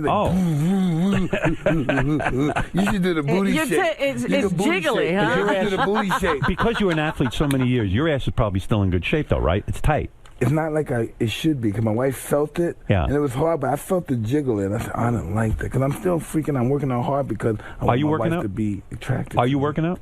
Yes. You work out? How often do you work out? Every day. How many hours a day? Probably maybe 2 hours a day. Intense working out. You do road work? You run? Well, I do the treadmill, the tread climber. I do light weights. Yeah. I run. I just put it all together. A bunch of stuff every day. When you look back at the intensity, when you used to train as a boxer, can you even imagine getting back to that kind of intensity? I wouldn't want to do that because that's just... I always hurt myself when I was training the fight. I always hurt myself by overdoing it. How would you hurt yourself? Like pull a rotator or something? I do too much sit-ups and then I rupture my butt would bleed. Jeez. The training is what kills you. Yeah, but I'm so insecure. I have to train all day because I'm so scared that I'm insecure. You're gonna lose it? Yeah, I train all day. I train all day. All day I'm training, walking. Then I'm walking 10 miles. Because you're so worried about losing it. Yeah, I'm so insecure in that kind of perspective. That's one day like this show, things like this that I have to prepare for. Yeah. And I'm nervous about it. Not like the end of my career where the hell with this. But when I'm nervous, I'm so insecure. It has to be perfect. There's no mistakes allowed. How do you prep for this show? Is it the same show every night, or do you kind of mix it up? Well, it's the same show, but I ad-lib. You do? Yes. So you'll throw in a story here and there that I might not have heard before? Oh, absolutely. Yeah, all right. All right, listen, Mike, I'll let you out of here. Mike Tyson currently on tour for his one-man show, Undisputed Truth. If you want to get tour dates, you want to get tickets, go to TysonOnTour.com. And for more information on Mike Tyson's... children? Yes, I have three daughters. Three daughters. Don't you want more children? No? You want a I son? don't. You don't want Howard Jr.? You got young kids, huh? Yeah. Do you have a Mike Tyson Jr.? No way, Jose. Do you want a Mike Miguel, Tyson? But no, I don't have Mike. No, we don't need that stuff. That's No. You don't want that, huh? Yeah. Good for you. I'm glad you didn't do Mike Tyson Jr. Why don't you have another kid and name him Howard Stern Jr.? Then I'll have There one. you go. Yeah. I think I'll do that. Yeah. Have one for him and have one for me. But I have to find a Watusi first. That's right. You'll find one. My wife's too short. For tour dates and tickets, go to TysonOnTour.com. And for more information on Mike's charity foundation, go to MikeTysonCares.org. That's an awesome foundation and stuff, too. What are you doing for the kids? No, we did. We since we're a neophyte foundation, we piggyback a more established foundation, and by doing so, we help finance 7,000 homeless children with medical supplies and school supplies, and that was more gratifying than knocking out 20 guys that get That's beautiful. $100 billion for. Well, no, you can listen. Just that you can show up, make an appearance, and you can send somebody to school and give them an education. That's just by showing up. That's fantastic. Can you believe it's that easy? And the government won't even do that. If I can do that, let's imagine what the government can do. When the government shows up, everybody runs, Mike. Well, I learned one thing today. What? Never stick your finger in Mike Tyson's ass. He'll shit on it. Yeah, I will shit on you, baby. That's it. Okay, well, you should learn one thing at least every day. You know how strong you are? You were on drugs and you fought, right? Like when you were fighting, you were high sometimes, and you still kick a fucking guy's ass. Hell yeah. Isn't that amazing? But that was the best feeling, to be high and do that. You're like, fuck! Let's get high again. Let's get high again. It's all dangerous. Now, you didn't do that when Cuss was alive, did you? Oh, hell no. Never. Cuss would have whipped his ass. Cuss got mad that I smoked the joint. He said, "All right, I need this much of that. And you let down 400 years of slaves and peasants because of this stuff. You vanilla tomato can, you." Has any white guy ever called you the N-word to your face? I'm sure they did. I just don't remember. If they did, you would have beaten their ass, right? Hey, I've been called that before. Trust me, it's not going to get me excited. Man, I don't know. It's fucked up. Well, somebody says, "Hey, you big tall kite," will you get mad and want to kill them and stuff? Fuck yeah. No, you gotta let that shit go. I've been there. They got so much control over you, Howard. You fucking dumbass. Don't let people control you. No, hey, you one of those pride pissed. guys, huh? I still get pissed. You one of those pride. I used to be like that way too. Oh, no more pride. Every time I get pride, next time I'm always in prison or something. Fuck pride. Hell, let that go, Howard. Well, man. okay, you're more evolved. What can I say? Let that stuff go. Now, did you ever imagine that Mike Tyson, you would be saying he's more evolved than you? No, I never thought somebody is. If he can let go of that shit, then that's good. You haven't been punished more than I've been punished, so you know I'm a bad nigga that's seen the light, so ain't nobody's gonna be more refined than him. Trust me. You know that. Ain't nobody's gonna be more refined than